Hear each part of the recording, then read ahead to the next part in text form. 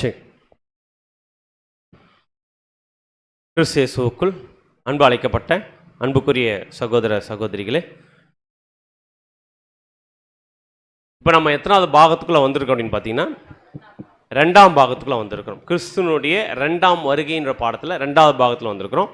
So முதல் பாகத்தில் பார்த்த விஷயங்கள் உங்களுக்கு தெளிவாக புரிஞ்சிருக்கும்னு நினைக்கிறேன். அந்த பார்ட் வரைக்கும் ஸோ புரிஞ்சதுக்கு அப்புறமா நிறைய கேள்விகளும் வந்திருக்கும். ஸோ அந்த கேள்வியெல்லாம் அப்படியே நம்ம வச்சுக்கலாம். ஆனால் ஒரு விஷயம், அத்திமரம் துளிர் விட்டுருச்சுன்னா யார் வாசல் அறிக்கை வந்துட்டார்ன்றதை பார்த்தோம். நம்முடைய ஆண்டவராக இயேசு வாசல் அறிக்கை வந்துட்டார்னு பார்த்தோம். ஸோ அதில் இப்போ நம்முடைய ஆண்டவராக இயேசு ரெண்டாம் பாகத்துக்குள்ள நம்ம என்ன பண்ண உள்ளே போகிறோம்.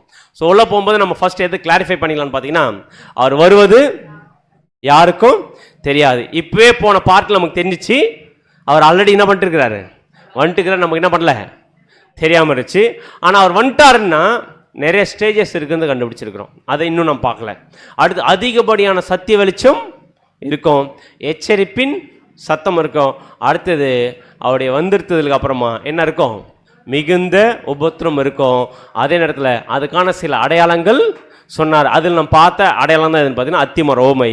அதே நேரத்தில் அவர் வந்துட்டு மாம்ச கண்கள் என்ன பண்ண முடியாது, பார்க்க முடியாது. அப்படின்னா இந்த விஷயம் நமக்கு தெளிவாக நம்ம புரிஞ்சிருக்கும், நம்ம பார்க்குறோம். இப்போ அடுத்தது எத்தனாவது பாகத்துக்குள்ள வந்துருமோ, இப்போ ரெண்டாவது பாகத்துக்குள்ள போகிறோம். இப்போ போகிறதுக்கு முன்னாடி ஒரு கேள்வியோடு ஆரம்பிக்கலாம். என்ன கேள்வி அப்படின்னு பார்த்தீங்கன்னா, இப்போ இந்த ரெண்டாவது பாகம் ரொம்ப முக்கியமான பாகம். இந்த ரெண்டாவது பாகத்தில் 1948க்கு முன்னாடி நம்முடைய ஆண்டவராக இயேசு வந்தால் தான் அத்திமரத்தை என்ன பண்ண முடியும், விழுந்து போன தாவீதின் கூடாரத்தை எடுப்பித்து கட்ட முடியும். அப்படின்னா அந்த வருஷமே வந்து கட்ட போகிறதுல முன்னாடியே வந்தால் தான் என்ன பண்ண முடியும், கட்ட முடியும். அப்படின்னா 1948க்கு முன்னாடி என்ன பண்ணிருக்காரு அவர் வந்துட்டார். ஆனால் எந்த வருஷம்னு தெரில. ஆனால் 1948 முன்னாடி வந்துட்டார்னு கண்டுபிடிச்சிட்டோம். ஆனால் இன்னும் எந்த வருஷம்னு கண்டுபிடிக்கல. ஆனால் இந்த பார்ட்டில் நம்முடைய ஆண்டவராக இயேசு கிறிஸ்து எப்போ வந்தாருன்றதை என்ன பண்ண போகிறோம், கண்டுபிடிக்க போகிறோம். அப்படின்னா அதுக்கு முன்னாடி ஒரு கேள்வி, என்ன கேள்வின்னு பார்த்தீங்கன்னா, நம்முடைய ஆண்டவராக இயேசு கிறிஸ்து முதலாம் வருகையில் வந்திருந்த டைமில் ரெண்டாம் வருகையில் எப்போ வரப்போறன்ற வருஷம் நம்முடைய ஆண்டவருக்கு தெரியுமா தெரியாதா? நான் கேட்குற கேள்வி புரியுதுங்களா? இப்போ நமக்கு ஒரு கேள்வி வரலாம், எப்படி இப்படிதான் நம்முடைய ஆண்டவருடைய வருகையை பற்றி நம்ம எப்படி தெரிஞ்சுக்க முடியும், எக்ஸாக்டா இந்த வருஷம் தான்றதை கண்டுபிடிக்க முடியுமா, இப்ப கண்டுபிடிக்க முடியுமா அப்படின்னு ஒரு கேள்வி தான் நமக்கு இருக்கும். கரெக்டா? ஆனா கண்டுபிடிக்க போறோம் இப்போ. ஆனா அதுக்கு முன்னாடி ஒரு கேள்வி, முதலாம் வருகையில் வந்த நம்முடைய ஆண்டவராக இயேசு கிறிஸ்து முதலாம் வருகையில் இருக்கும்போது சீஷர்கள் இந்த மாதிரி எல்லாம் கேட்டாங்க பாத்தீங்களா, அந்த டைம்ல நம்முடைய ஆண்டவராக இயேசு கிறிஸ்து ரெண்டாம் வருகையில் எப்போ வரப்போறான்றத, எந்த வருஷம் வரப்போறாருன்றத நம்முடைய ஆண்டவராக இயேசு கிறிஸ்து தெரியுமான்னு கேட்கிறேன். Very good. வசனம் வாசிக்கலாம். மத்திய 24ஆம் அதிகாரம் 36ஆம் வசனம். மத்தேயு 24ஆம் அதிகாரம் 36ஆம் வசனம். அந்த நாளையும் அந்த நாழிகையையும் என் பிதா ஒருவர் தவிர மற்றொருவரும் அறியான்.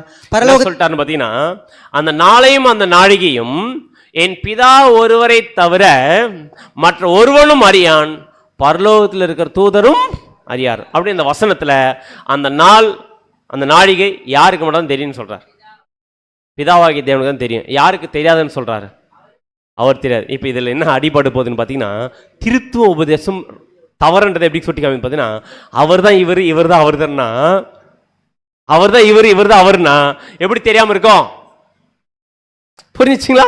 இன்னும் எவ்வளோ தெளிவாக புரியுது பாருங்க. அப்படின்னா பிதாவாகி தேவனுக்கு மட்டும் தான் தெரியுமா, யாருக்கு தெரியாதுன்ட்டார், குமாரனுக்கு தெரியாதுன்ட்டார். அப்படி வித்தியாசம் இருக்குது அப்பாக்கும் பையனுக்கும். அப்படின்னா இதில் தெளிவாக தெரிஞ்சு முதலாம் வருகையில் நம்முடைய ஆண்டவராக இயேசு கிறிஸ்து மாம்சத்தில் இருக்கும்போது ரெண்டாம் வருகையில் எப்போ வரப்போறன்றது என்ன பண்ணல தெரியல. அது யாருக்கு மட்டும் தெரியுமாமா, பிதாவாகிய தேவனுக்கு மட்டும் தான் தெரியுமாமா. நமக்கு எப்படி தெரியும், நம்ம கண்டுபிடிக்க முடியாதா?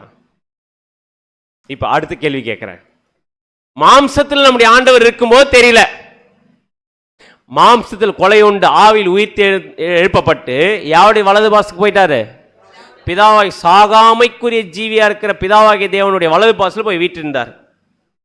அதுக்கப்புறம் இயேசு கிறிஸ்து தெரிஞ்சிருக்குமா தெரிஞ்சிருக்காது, அவருடைய வருகை ரெண்டாம் வருகையை பத்தி தெரிஞ்சிருக்குமா தெரிஞ்சிருக்காதா? பூமியில மனுஷனா முதலாம் வருகையில் இருக்கும்போது தெரியலன்ட்டார். ஓப்பனா வசனத்தில் சொல்லிட்டார். என்ன சொல்றேன் பார்த்தீங்கன்னா, அந்த நாளையும் எங்க அப்பாவுக்கு மட்டும் தான் தெரியும், எனக்கு தெரியாதுன்ட்டார். ஆனா உயிர் தெரிந்து யாருடைய இடத்துக்கு போயிருக்காரு, பிதாவாகி தேவனுடைய வலது பார்சல் போயிருக்கிறாரு. ஆனா அது யாருக்கு மட்டும் தெரிஞ்சிச்சு, ஃபர்ஸ்ட் பிதாவாகி தேவனுக்கு மட்டும் தெரிஞ்சிச்சு. இப்ப அவர் இருக்கக்கூடிய ஸ்தானத்துக்கு இப்ப யார் போயிருக்கிறது, இயேசு கிறிஸ்து போயிருக்காருன்னா அவர் தெரியுமா தெரியாதா? தெரிஞ்சிருக்குமா தெரிஞ்சிருக்காதா அப்படின்னு பார்த்தீங்கன்னா, எப்போ இயேசு கிறிஸ்து பரலோகத்தில் போனாரோ, பிதாவாகி வலது பாசு போய் வீட்டினாரோ, அதுக்கப்புறம் பின்னாடி நடக்க போகிற எல்லா விஷயமே பிதாவாகிய தேவன் இயேசு கிறிஸ்து என்ன பண்ணிட்டான்னு பார்த்தீங்கன்னா வெளிப்படுத்திட்டார். இயேசு கிறிஸ்துக்கு பிதாவாகிய தேவன் இயேசு கிறிஸ்துக்கு வெளிப்படுத்திட்டாரு. இயேசு கிறிஸ்துக்கு வெளிப்படுத்தப்பட்டதை நம்முடைய ஆண்டவராக இயேசு கிறிஸ்து அவர் வச்சுக்கல, அவர் என்ன பண்ணிட்டார் பார்த்தீங்கன்னா வெளிப்படுத்தி காமிச்சிட்டார். அதுக்கு பேர் தான் வெளிப்படுத்தின விசேஷம். அந்த வெளிப்படுத்தின விசேஷம் இனி கிறிஸ்தவர்கள் வெளிப்படுத்தாத விசேஷம். புரியுதுங்களா? ஆக்சுவலா இயேசு கிறிஸ்து பூமியில மனுஷனா இருக்கும்போது தெரியல அவருக்கு. ஆனா எப்போ அவர் மகிமைக்கு போனாரோ, மகிமைக்கு போனதுக்கு அப்புறம் பின்வரும் நாட்கள்ல என்ன நடக்க போகுதுன்றத எல்லா விஷயமே பிதாவாகிய தேவன் யாருக்கு வெளிப்படுத்திட்டார்? தன்னுடைய ஒரே பேரான குமாரனுக்கு வெளிப்படுத்திட்டார். இப்ப இயேசு கிறிஸ்து தெரிஞ்சவன இயேசு கிறிஸ்து அவர் வச்சுக்கல. இப்ப இயேசு கிறிஸ்து என்ன பண்ண பார்த்தீங்கன்னா, எனக்கு தெரிஞ்ச விஷயத்த, எனக்கு வெளிப்படுத்தப்பட்ட விஷயத்த இப்ப நான் என்ன பண்றேன், என்னுடைய ஊழியக்காரர்களுக்கு நான் என்ன பண்றேன், வெளிப்படுத்துறேன். அப்படி வெளிப்படுத்தப்பட்ட விசேஷம் தான் எதுன்னு பார்த்தீங்கன்னா வெளிப்படுத்தின புஸ்தகம். வசனம் வாசிக்கலாம். வெளிப்படுத்தல் 1 வசனம். வெளிப்படுத்தல் 1 சீக்கிரத்தில் சம்பவிக்க வேண்டியவைகளை தம்முடைய ஊழியக்காரருக்கு காண்பிக்கும் பொருட்டு தேவன் இயேசு கிறிஸ்துவுக்கு ஒப்புவித்தது. நல்லா கவனிங்க. எப்ப நடக்க வேண்டியது? சீக்கிரத்தில். அப்படின்னு அர்த்தம் ஃபியூச்சர்ல நடக்க போற விஷயத்த சீக்கிரத்தில் சம்பவிக்க தன்னுடைய ஊழியக்காரர்கள் காண்பிக்கும் பொருட்டு, தேவனுடைய பிள்ளைக்கு வெளிப்படுத்தும் பொருட்டு தேவன் ஃபர்ஸ்ட் யாருக்கு மேல தெரியும் இந்த சம்பவங்கள் எல்லாம்? தேவனுக்கு மட்டும் தெரியும். தேவன் யாருக்கு ஒப்புவித்தாராமா? யாருக்கு சொல்லிட்டாராமா? இயேசு கிறிஸ்துக்கு சொல்லிட்டாராமா. எதை? பின்னாடி நடக்க போற சம்பவத்தை இயேசுக்கு சொல்லிட்டாராமா. இப்ப இயேசு கிறிஸ்து அவரே வச்சுக்கினாரா அப்படின்னு கேட்ட. அடுத்தது, இவர் தம்முடைய தூதனை அனுப்பி தம்முடைய ஊழியக்காரனாகிய யோவானுக்கு வெளிப்படுத்தினதுமான விசேஷம். யார் அந்த இவர்? நம்முடைய ஆண்டவராக இயேசு கிறிஸ்து தம்முடைய தூதனை அனுப்பி தம்முடைய ஊழியக்காரனாகிய யோவானுக்கு வெளிப்படுத்தினான விசேஷம். அப்படின்னா பிதாவாகிய தேவனுக்கு மட்டும் தெரிஞ்சிருந்த விஷயத்த கிறிஸ்து வலது பார்சல்ல போயிட்டு அவர்கிட்ட இவர் வாங்கின விஷயத்த இப்ப யாருக்கு சொல்லிட்டாரு? யோவானுக்கு வெளிப்படுத்திட்டாரு. யோவான் என்ன பண்றாரு பார்த்தீங்கன்னா, அவருக்கு வெளிப்படுத்தின விஷயத்த என்ன பண்ணிட்டார்? வெளிப்படுத்தின புஸ்தகத்துல எழுதிட்டார். அந்த வெளிப்படுத்தின புஸ்தகத்தை வாசிக்கிறவர்களும் கேட்கிறவர்களும் அதில் எழுதியிருக்கிறவர்களை கை கொள்கிறவர்கள் பாக்கியவான்கள். ஏன் பாக்கியவான்கள் பார்த்தீங்கன்னா, பின்னாடி நடக்க போற விஷயத்த முன்கூட்டியே ரெவலேஷன் கொடுத்தது தான் எதுன்னு பார்த்தீங்கன்னா வெளிப்படுத்தின விசேஷம். ஆனா இயேசு கிறிஸ்துக்கு முன்னாடி வரைக்கும் இந்த புஸ்தகம் வெளிப்படுத்தின விசேஷம் இல்ல, அது சீல் ஆயிருக்கிற புஸ்தகம். என்ன ஆயிடுச்சு? அது சீல் ஆயிடுச்சு. யாருமே திறந்து பார்க்க முடியாது. யார் கையில் இருந்துச்சு அந்த புஸ்தகம்? தேவன் கையில் இருந்துச்சா? சீல் ஆயிட்டு. சீலானப்பட்ட அந்த புஸ்தகத்துக்குள்ள இருக்கிற பின்னாடி நடக்கிற சம்பவம் சீல் ஆயிட்டு இருக்கு. ஆனா புஸ்தகத்துக்குள்ள என்ன இருக்குன்னே தெரியல. இப்ப யோவான் பாக்குறார். பார்த்தா சீல் ஆயிட்டு இருக்கிற புஸ்தகத்துல என்ன இருக்குன்னு தெரியாதனால அழுவ ஆரம்பிச்சிட்டார். யாருங்க?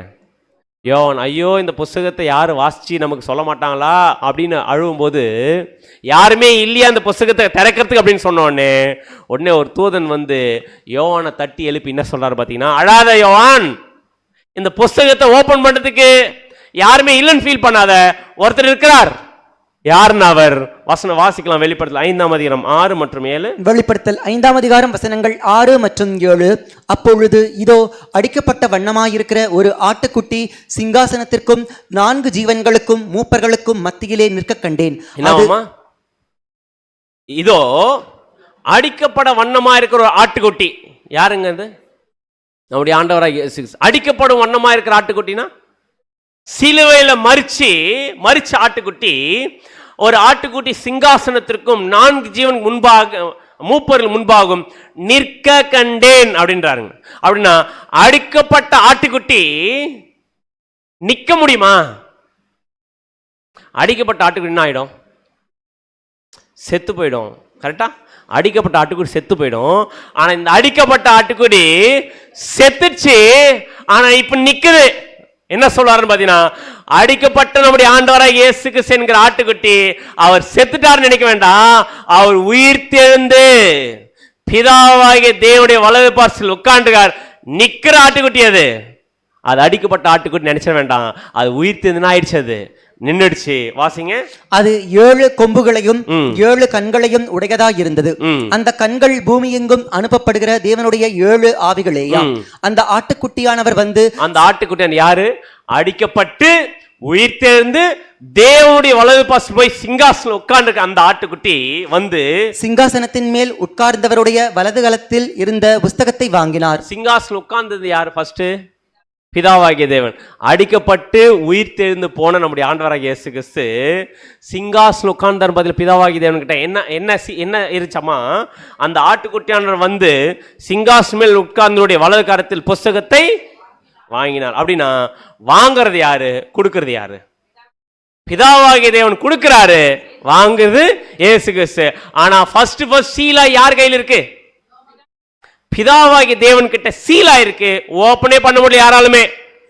யாருக்கு அது ஓபன் பண்ணி பார்க்கறதுன்னு கேட்டா, அது ஓபன் பண்றதுக்கு ஒரே ஒருத்தர் தகுதியானவர் யாருன்னு பாத்தீங்கன்னா நம்முடைய ஆண்டவராகிய இயேசு. எப்ப தகுதியானவர் பாத்தீங்கன்னா, அவர் வந்து மரிச்சு என்ன பண்ணிருக்காரு, உயிர் தேர்ந்து போனதுனால தகுதியாயிருக்கிறாருங்க. இப்ப தகுதியானதுனால சீலாயிருந்த அந்த புஸ்தகத்தை ஓபன் பண்றதுக்கான தகுதி யாரு கிடைச்சிச்சுன்னு பாத்தீங்கன்னா நம்முடைய ஆண்டவராக இயேசு கிடைச்சி. இப்ப வாங்கிட்டார் அந்த புஸ்தகத்துல. வாங்கின அந்த புஸ்தகத்துல என்ன பண்றாரு? இப்போ 1 by 1 முத்திரைய உடைக்கிறார்னு அர்த்தம். அந்த முத்திரையை உடைக்க உள்ள இருக்கக்கூடிய ரகசியங்கள் என்ன ஆக ஆரம்பிக்கும்? அதுக்கு பேர் தான் வெளிப்படுத்தின புஸ்தகம்.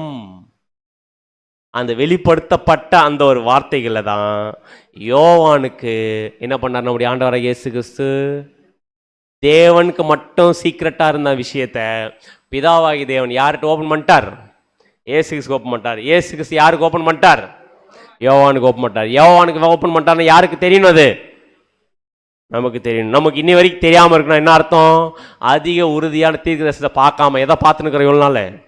வானத்தை பார்த்தா என்ன ஆகாது? பார்த்து ஓப்பன் ஆகாது, அது ஓப்பன் ஆகாது, இதுவும் ஓப்பன் ஆகாது. எதை பார்க்கணும்? அதிக உறுதியான தீர்க்கதரிசனம். அப்படின்னு நமக்கு தெரியும். தேவன் நமக்கு வெளிப்படுத்துவாரா இல்லையான்னு கேட்டா என்ன சொல்லலாம்? இப்போ வெளிப்படுத்துவாரா? இப்போ கண்டுபிடிக்க முடியும் இயேசு எப்போ வந்துட்டாருன்னு. ஆனா எப்ப கண்டுபிடிக்க முடியாது? இயேசு கிறிஸ்து 1ஆம் வருகையில் இருந்து 2ஆம் வருகை கண்டுபிடிக்க முடியாது. ஆனா 2ஆம் வருகையின் காலப்பகுதியில் வாழ்ந்துருக்கு நம்மளால கண்டுபிடிக்க முடியும். ஏன்னா இயேசு கிறிஸ்து ஆல்ரெடி என்ன பண்ணிட்டார்? எல்லாத்தையுமே ஓபன் பண்ணிட்டார். வசனம் வாசிக்கலாம். ஆமோஸ் 3ஆம் அதிகாரம் 7ஆம் வசனம். ஆமோஸ் 3ஆம் அதிகாரம் 7ஆம் வசனம். கர்த்தராகிய ஆண்டவர் தீர்க்கதரிசிகளாகிய தம்முடைய ஊழியக்காரருக்கு தமது ரகசியத்தை வெளிப்படுத்தாமல் ஒரு காரியத்தையும் செய்யார். என்ன சொல்லிட்டார் பாத்தீங்கன்னா, கர்த்தராகிய ஆண்டவர் தீர்க்கதரிசிகளாகிய தம்முடைய ஊழியக்காரருக்கு தமது ரகசியத்தை வெளிப்படுத்தாமல் ஒரு காரியத்தை நம்ம பண்ண மாட்டாராமா. அவருடைய பிள்ளைகளுக்கு நம்முடைய ஆண்டவராக இயேசு கிறிஸ்து என்ன பண்ணுவார்னு பார்த்தீங்கன்னா, அவருக்கு தெரிஞ்ச ரகசியத்தை என்ன பண்ணுவாராமா? சொல்லுவாராமா. இன்னைக்கு ஏங்க அதிகப்படியான சத்திய வெளிச்சம் வந்திருக்கு? ஏன் அதிகப்படியான சத்தியம் வந்துருக்கு தெரியுங்களா? வெளிச்சம் ஏன்னா யார் கொடுத்துனுக்கிறது? எக்கால சத்தம் ஆரவாரத்தோடும் பிரதான தூதனுடைய சத்தத்தோடும் வாரம் நம்ம கேட்கக்கூடிய சத்தியங்கள் ஊக்கமளிக்குதா? நம்மள ஊக்கமளிக்குதா? சோர்வடைய வைக்குதா? ஊக்கமளிக்குதா?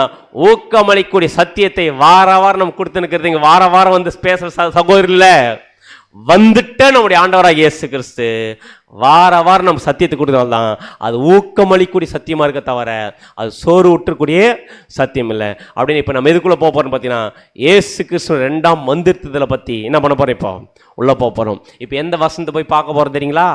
எந்த வசனத்தை பார்க்க போறோம்னா மத்தேயு 24ஆம் அதிகாரம் 27ஆம் வசனம். மத்தேயு 24ஆம் அதிகாரம் 27ஆம் வசனம்.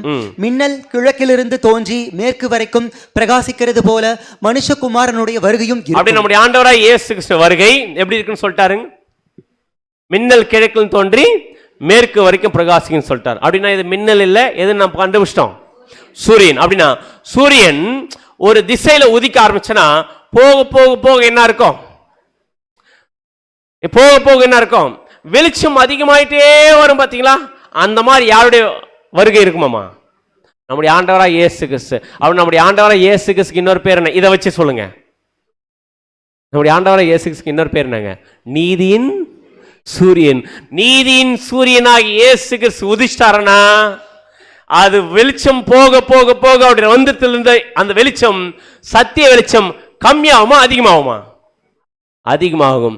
அதை தான் சொல்றாரு, இயேசு கிறிஸ்துடைய 2ஆம் வந்திருத்ததிலிருந்து நாளுக்கு நாள் எப்படி இருக்கும் பார்த்தீங்கன்னா ஸ்டேஜஸ் இருக்குது, நிறைய ஸ்டேஜஸ் இருக்குது கிறிஸ்துனுடைய 2ஆம் வருகையில். இடத்துல ஒரே ஸ்டேஜில் நம்ம அண்டர்ஸ்டாண்ட் பண்ணிக்க முடியாது. எத்தனை ஸ்டேஜஸ் இருக்குன்னு பார்த்தீங்கன்னா 3 ஸ்டேஜஸ் இருக்குது. நம்முடைய ஆண்டவராக இயேசு 2ஆம் வருகையில் 3 ஸ்டேஜ் இருக்குது. ஒரு ஸ்டேஜுக்கு பேர் பரோஷியா. எங்கேயோ பார்த்த மாதிரி இருக்குல்ல இந்த வார்த்தை, எப்போ பார்த்தோம் அப்படின்னா பரோஷியான்ற ஒரு வார்த்தை. இது முதல் ஸ்டேஜ். இயேசுக்கு 2ஆம் வந்திருத்ததில்ல முதல் ஸ்டேஜ் பார்த்தீங்கன்னா பரோஷியா. அடுத்தது 2வது ஸ்டேஜ் எதுன்னு பார்த்தீங்கன்னா எபிஃபானியா. 2வது ஸ்டேஜ் எபிஃபானியா. 3வது ஸ்டேஜ் பார்த்தீங்கன்னா அப்போகலிப்சிஸ். அவருடைய வந்திருத்தல் இப்படி தான் இருக்கும். எப்படி இப்படி தான், இதனுடைய அர்த்தம் என்ன, இது எப்படி புரிஞ்சுக்குதான்னு பார்த்தீங்கன்னா இதெல்லாம் கிரீக் வேர்டு. பரோஷியா அப்படின்னா எந்த ஸ்டேஜ் அடையாளப்படுது பார்த்தீங்கன்னா யாருக்கும் தெரியாத வந்து வேலை செய்யறாரு பார்த்தீங்களா, யாருக்கும் தெரியாத வந்து வேலை செய்யறாரு பார்த்தீங்களா, அந்த டைம் டியூரேஷன் வரைக்கும் பரோஷியா. அதுக்கப்புறம் அவருடைய பிள்ளைங்களுக்கு மட்டும் தெரியுற மாதிரி வேலை செய்யறதுன்னு பார்த்தீங்கன்னா எபிஃபானியா ஸ்டேஜ். 3வது எல்லாருக்கும் தெரியுற மாதிரி வந்து வேலை செய்யறதுன்னு பார்த்தீங்கன்னா ஒட்டுமொத்த உலக ஜனங்களுக்கும் தெரியும் யார் வந்துட்டுது, இயேசு ஆல்ரெடி வந்துட்டாருங்கன்னு ஒட்டுமொத்த உலக ஜனங்களும் தெரிஞ்சு கொள்ளக்கூடிய ஸ்டேஜ் எதுன்னு பார்த்தீங்கன்னா அப்போகலிப்சிஸ். புரிஞ்சுச்சிங்களா? இயேசுக்கு 2ஆம் வருகையை ஃபர்ஸ்ட் அவர் வந்தது யாருக்குமே தெரியாது, யாருக்குமே தெரியாம வந்து வேலை செய்யறாரு பார்த்தீங்களா, அந்த ஸ்டேஜ் என்ன ஸ்டேஜ் பார்த்தீங்கன்னா பரோஷியா ஸ்டேஜ். அவருடைய பிள்ளைகளுக்கு கூட தெரியாது அவர் வந்துட்டுது. புரிஞ்சுங்களா? அடுத்தது யாருக்கு மட்டும் ரிவீல் பண்ணுவார், நான் வந்துட்டேன்றத அவருடைய பிள்ளைகள் மட்டும் ரிவீல் பண்ணுவார். யாருக்கு தெரியாது, மற்றவங்களுக்கு தெரியாது. அவருடைய பிள்ளைகள் மட்டும் தெரிஞ்சுக்கிற ஸ்டேஜ் எதுன்னு பார்த்தீங்கன்னா எபிஃபானியா ஸ்டேஜ்.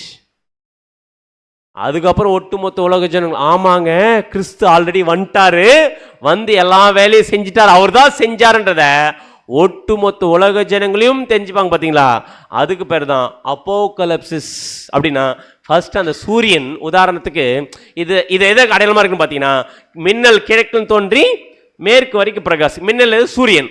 அப்படின்னா சூரியன் உதிச்சது எப்போ உதிக்கும், சூரியன் எத்தனை மணிக்கு உதிக்கும், 6 மணிக்கு. நம்ம பார்க்கும்போது எத்தனை மணிக்கு வெடிக்கும், விடிவெள்ளி நட்சத்திரம்னு ஒன்று வரும், விடியற் காலைன்னு சொல்லுவாங்க. விடியற் காலை அப்படின்னா சூரியனுடைய கதிர்கள் முன்னாடியே தெரியும், ஏறக்குறைய 4-5 கரெக்டா. அந்த டைம்ல சூரியன் உதிச்சு அந்த கதிர்கள் வரும். அது வரும்போது அந்த விடிவெள்ளி நட்சத்திரம் தான் காமிக்குமா எது வரப்போகுது, இன்னும் கொஞ்ச நேரத்தில், இன்னும் கொஞ்ச நேரம் சூரியன் உதிக்கு போகுதுன்னு எதுதான் சொல்லணும் பார்த்தீங்கன்னா விடிவெள்ளி நட்சத்திரம். அப்படி நம்முடைய ஆண்டவராக இயேசு கிறிஸ்து வரப்போறாருன்னு விடிவெளி நட்சத்திரமாகி அதிக உறுதியான தீர்க்கதரிசன வசனம் தான் பார்த்தீங்கன்னா விடிவெளி நட்சத்திரம். அது நம்ம முன்கூட்டியே சொல்லிடுச்சு, இயேசுக்கு சின்ன பண்ண போறாரு வரப்போறான்னு சொல்லிடுச்சு. அப்படின்னா என்ன சொல்லுது பார்த்தீங்கன்னா இந்த ஏறக்குறைய அந்த சூரிய வெளிச்சம் கதிர்கள் வெளியே வருது பார்த்தீங்களா, அதுதான் எந்த ஸ்டேஜ்னு பார்த்தீங்கன்னா ஆல்ரெடி சூரியன் வந்துட்டு இருக்கோம், பட் என்ன இருக்காது யாருக்குமே தெரியாது, எல்லாரும் தூங்கிட்டு இருந்திருப்பாங்க கரெக்டா. ஒரு 5 மணிக்கு ஒரு லைட் வெளிச்சம் இருக்குது தெரியுமா, அப்போ யாருக்கு தான் தெரியும், யாரெல்லாம் எழுந்திரிச்சிருக்காங்களோ விழித்து இருக்கிறாங்களோ அவங்க மட்டும் கண்டுபிடிச்சிருப்பாங்க, ஓ என்ன ஆயிடுச்சு விடிஞ்சிச்சு. ஒரு 8-9 மணிக்கு எழுந்திரிச்சு பார்த்தா எல்லாருக்கும் தெரிஞ்சிடும் எது வந்துருச்சு. ஆக்சுவல் சூரியன் அப்போ தான் உதிச்சிச்சா இல்லை 5 மணிக்கு தான் உதிச்சிச்சா, ஆல்ரெடி உதிச்சிச்சு, ஆனால் அது யாருக்குமே தெரியாமல் இருந்துச்சு. நீதியின் சூரியனாகி இயேசுக்கு ஆல்ரெடி வந்துட்டாரு, வந்தது யாருக்குமே தெரியல, அந்த ஸ்டேஜ் தான் பரோஷியா ஸ்டேஜ். ஆனா 5 மணிக்கு உதாரணம் 5 மணிக்கு 5:05 யாரு விழிப்பா இருக்கணும் தெரியும். புரிஞ்சுங்களா? அந்த ஸ்டேஜ் யாரு எதுன்னு பார்த்தீங்கன்னா அவருடைய பிள்ளைகள் மட்டும், விழிப்பா இருக்கக்கூடிய பிள்ளைகள் மட்டும் கண்டுபிடிச்சிருவாங்க எது வந்துடுச்சு, ஆல்ரெடி இயேசு கிறிஸ்து வந்துட்டாருன்னு. ஒட்டுமொத்த உலக ஜனங்கள் எப்போ புரிஞ்சுப்பாங்க வெளிப்படையான ராஜ்யம் ஒட்டுமொத்த உலக ஜனம் உயிர்த்து வரும்போது தெரிஞ்சுப்பாங்க யார் வந்துட்டார், முன்னாடியே இயேசு கிறிஸ்து வந்துட்டார். அப்படி இந்த 3 ஸ்டேஜை பற்றி நம்ம என்ன பண்ணணும் பார்த்தீங்கன்னா தெளிவாக புரிஞ்சுக்கணும். அதான் நம்ம பரோஷியா அப்படின்னா ப்ரெசன்ஸ் அப்படின்னு அர்த்தம், வந்து இருத்தல். அது என்ன பண்ண முடியாது, யாராலுமே கண்டுபிடிக்க முடியாது. எபிஃபானியானா பிரைட் ஷைனிங், அதனுடைய ஒளி கதிர்கள் மட்டும் தெரியும். ஆனா அப்போகலிப்சிஸ்னா ரெவலேஷன், வெளிப்படுதல், எல்லாரும் முன்னாடி நம்ம பார்த்தீங்கன்னா வெளிப்படும். புரிஞ்சுச்சிங்களா? அப்படின்னா நம்முடைய ஆண்டவராக இயேசு கிறிஸ்து ஆல்ரெடி என்ன பண்ணிட்டாருங்க, வந்துட்டாரு. எப்போ வந்தாரு? ஆனா எதுக்கு முன்னாடி வந்துட்டாரு? எந்த வருஷத்துக்கு முன்னாடி வந்துட்டாரு? 1948க்கு முன்னாடியே வந்துட்டாரு. எப்போ வந்தார் அப்படின்னு கண்டுபிடிக்கணும்னா மறுபடியும் எங்க போகணும்? மத்திய 24 என்ன கண்டுபிடிச்சிட்டோம்? மத்திய 24 என்ன மட்டும் கண்டுபிடிச்சோன்னு பார்த்தீங்கன்னா அடையாளத்தை கண்டுபிடிச்சிட்டோம். என்ன அடையாளத்தை? இயேசு கிறிஸ்து எப்போ வந்தாருன்னு கண்டுபிடிச்சிட்டோம். எப்போ வந்தாரு? 1948க்கு முன்னாடி வந்துட்டாருன்னு கண்டுபிடிச்சோம். அது என்னது நமக்கு? அடையாளம். ஆனா நம்முடைய ஆண்டவராக இயேசு கிறிஸ்து எப்போ வந்தாருன்றத தெளிவா தெரிஞ்சுக்கணும்னா, எந்த வருஷம் வந்தாருன்றத தெளிவா தெரிஞ்சுக்கணும், நம்முடைய ஆண்டவர் ஒரு ஊமை பேசியிருக்காரு. அந்த ஊமைக்குள்ள போனா கண்டுபிடிச்சிடலாம். என்ன ஊமை?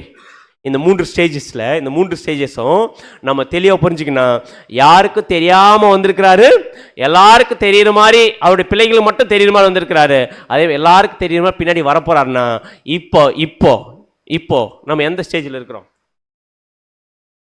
இந்த 3ல எந்த ஸ்டேஜில் இருக்கிறோம்? 3ர்ட்ல இருக்கிறோமா? முதல்ல இருக்கிறோமா?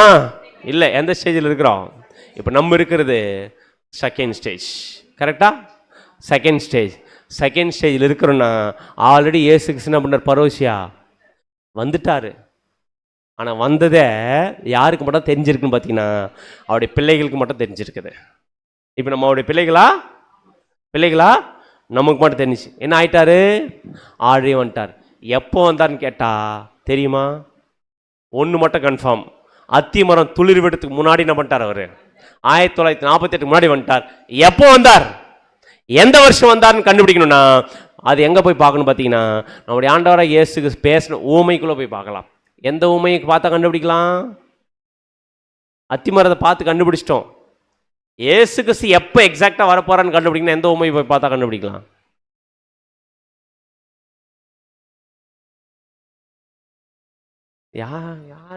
யாரோ இந்த அம்மா இதை வெளுக்கு யாருங்க உங்க? 10 கன்னிகையில் ஊமை நம்முடைய ஆண்டவர் பேசினாரா? எத்தனாவது அதிகாரம்? மத்தேயு எத்தனாவது அதிகாரம் பார்த்தீங்கன்னா 25ஆம் அதிகாரம். 24ஆம் அதிகாரத்தில் எதை பற்றி பேசினாருங்க? அடையாளத்தை பற்றி பேசினாரு. 25ஆம் அதிகாரத்தில் நான் வந்துட்டேன்றத அவருடைய பிள்ளைகளுக்கு மட்டும் ஓப்பன் பண்ணுறாரு. நான் வந்துட்டேன்றத அவர் பிள்ளைகளுக்கு மட்டும் ஓப்பன் பண்ணுறாரு. எப்படி ஓப்பன் பண்ணுறாரு பார்த்தீங்கன்னா இந்த ஓமைகளுக்குள்ளே இருக்குது. இப்போ போகலாமா? இந்த ஓமை வசனம் வாசிக்கலாம். மத்திய 25ஆம் அதிகாரம் 1ஆம் வசனம். மத்தேயு 25ஆம் அதிகாரம் 1ஆம் வசனம். அப்பொழுது பரலோக ராஜ்யம் தங்கள் தீவட்டிகளை பிடித்துக்கொண்டு மணவாளனுக்கு எதிர்கொண்டு போக புறப்பட்ட 10 கன்னிகைகளுக்கு ஒப்பாயிருக்கும். அப்படின்னா அப்பொழுது பரலோக ராஜ்யம் தாங்கள் தீவட்டிகளை பிடித்துக்கொண்டு மணவாளனுக்கு எதிர்கொண்டு போக புறப்பட்ட 10 கன்னிகைகளுக்கு அடையாளமா இருக்கு. அப்படின்னா 10 கன்னிகைகள் யாருக்கு எதிர்கொண்டு போறாங்க? மணவாளனுக்கு எதிர்கொண்டு போறாங்க. யாரு வரணும்? மணவாளன் வருவார்னு 10 கன்னிகைகள் எதிர்கொண்டு போறாங்க. அப்படி போகும்போது 10 கன்னிகைகள் கையில் என்ன இருக்கு? தீவட்டி இருக்கு. புரியுதுங்களா? இந்த ஊமையில தீவட்டி இருக்கு. ஆனா தீவட்டி எத்தனை போன அவங்க என்ன ஆயிடுச்சுன்னு பார்த்தீங்கன்னா கொஞ்ச நேரத்தில் மணவாளன் வர லேட் ஆயிடுச்சு. லேட் ஆன என்ன பண்ணிட்டாங்க? எல்லாருமே தூங்கிட்டாங்க. தூங்கிட்ட உடனே திடீர்னு ஒரு சத்தம். என்ன சத்தம்? எப்போ வந்துச்சு அந்த சத்தம்? தூங்கிட்டாங்க இல்லையா? எப்போ வந்துச்சு அந்த சத்தம்? அதுதான் இந்த சப்ஜெக்ட் முக்கியம் இல்லை. அந்த 2ஆம் ஜாமூனம் கரெக்ட். ஆனால் இந்த பேரபிள்ல இருக்கும் தூங்கிட்டு இருக்கிறவங்களுக்கு திடீர்னு ஒரு சத்தம் வந்து இதோ மணவாளன் அப்படின்னு ஒரு சத்தம் வருது. எப்போ வந்துச்சு அந்த சத்தம்? வசனம் வாசிக்கலாம். 25ஆம் அதிகாரம் 6ஆம் வசனம். 6ஆம் வசனம். நடுராத்திரியிலே, நல்லா கவனிங்க, நடுராத்திரியிலே இதோ மணவாளன் வருகிறார், அவருக்கு எதிர்கொண்டு போக புறப்படுங்கள். இதோ மணவாளன் வருகிறார், அவருக்கு எதிர்கொண்டு போக புறப்படுங்கள் என்ற சத்தம் என்னாயிடுச்சுங்க? உண்டாயிடுச்சு. அப்படின்னா எப்போ மணவாளன் வராருன்னு ஒரு சத்தம் வந்திருக்கு. நடு ராத்திரியில இதோ மணவாளன் வரக்கூடிய சத்தம். அப்படின்னா மணவாளன் எப்போ வந்திருக்கிறாரு? நடு ராத்திரியில் வந்திருக்கிறாரு. வராருன்னா இப்ப என்ன பண்ணோம்? புத்தி உள்ள கன்னிகைகள் தூங்கிட்டு இருக்கிறவங்க எந்திரிச்சு நம்ம பார்த்தீங்கன்னா விளக்க கொளுத்தணும். விளக்க கொளுத்தலான்னு பார்த்தா 5 பேர்கிட்ட எண்ணெய் இருந்துச்சு. 5 பேர்கிட்ட என்ன இல்லை? எண்ணெய் இல்லை. கொளுத்தலான்னு பார்த்தா 5 பேர் இது எரியுது, 5 பேர் இது எரியல. உடனே அவங்க கேட்குறாங்க, எங்கிட்ட தீவெட்டிக்கலாம் ஆகுது, அணைஞ்சி போதே, என்ன பண்ணுங்க, என்கிட்ட எண்ணெய் இல்லை, கொஞ்சம் உங்ககிட்ட எண்ணெயை கொஞ்சம் கொடுங்கன்னொன்னே அவங்க சொல்லிட்டாங்க, இல்லை இல்லை நீங்கள் என்ன பண்ணீங்க, போயிட்டு வாங்கிக்கிங்க, எண்ணெய் விற்கிறவங்கிட்ட போய் வாங்கிக்கிங்க, நாங்கள் என்ன பண்ண முடியாது, கொடுக்க முடியாதுன்னு சொன்ன உடனே இவங்க 5 பேர் இந்த எண்ணெய் வாங்க போகும்போது என்ன ஆயிடுச்சுன்னு பார்த்தீங்கன்னா, யார் வந்துட்டார்? நடு ராத்திரியில் மணவாளன் வந்து விட்டார். வந்துட்டு உடனே எண்ணெய் வச்சிருந்த புத்தி உள்ள கன்னிகைகள் மணவாளன் கூட உள்ள போயிட்டாங்க. எப்போ போனாங்க? நடுராத்திரியில் மணவாளன் வந்தார். வந்த அவருக்கு என்ன பண்றாரு பார்த்தீங்கன்னா, புத்தி உள்ளவர்கள், எண்ணெய் கையில் வச்சிருந்த புத்தி உள்ளவர்கள் யாரு கூட உள்ள போயிட்டாங்க? மணவாளன் கூட திருமணத்துக்குள்ளற அந்த அறைக்குள்ள போயிட்டாங்க. புத்தி இல்லாத கன்னிகைகள் என்ன பண்ணிட்டாங்க? புத்தி இல்லாத கன்னிகைகள் லேட்டா வந்தாங்க. கரெக்டா லேட்டா வந்தாங்க. வந்து பார்த்தா எது க்ளோஸ் ஆயிடுச்சு? டோர் க்ளோஸ் ஆயிடுச்சு. டோர் க்ளோஸ் ஆயிடுச்சு.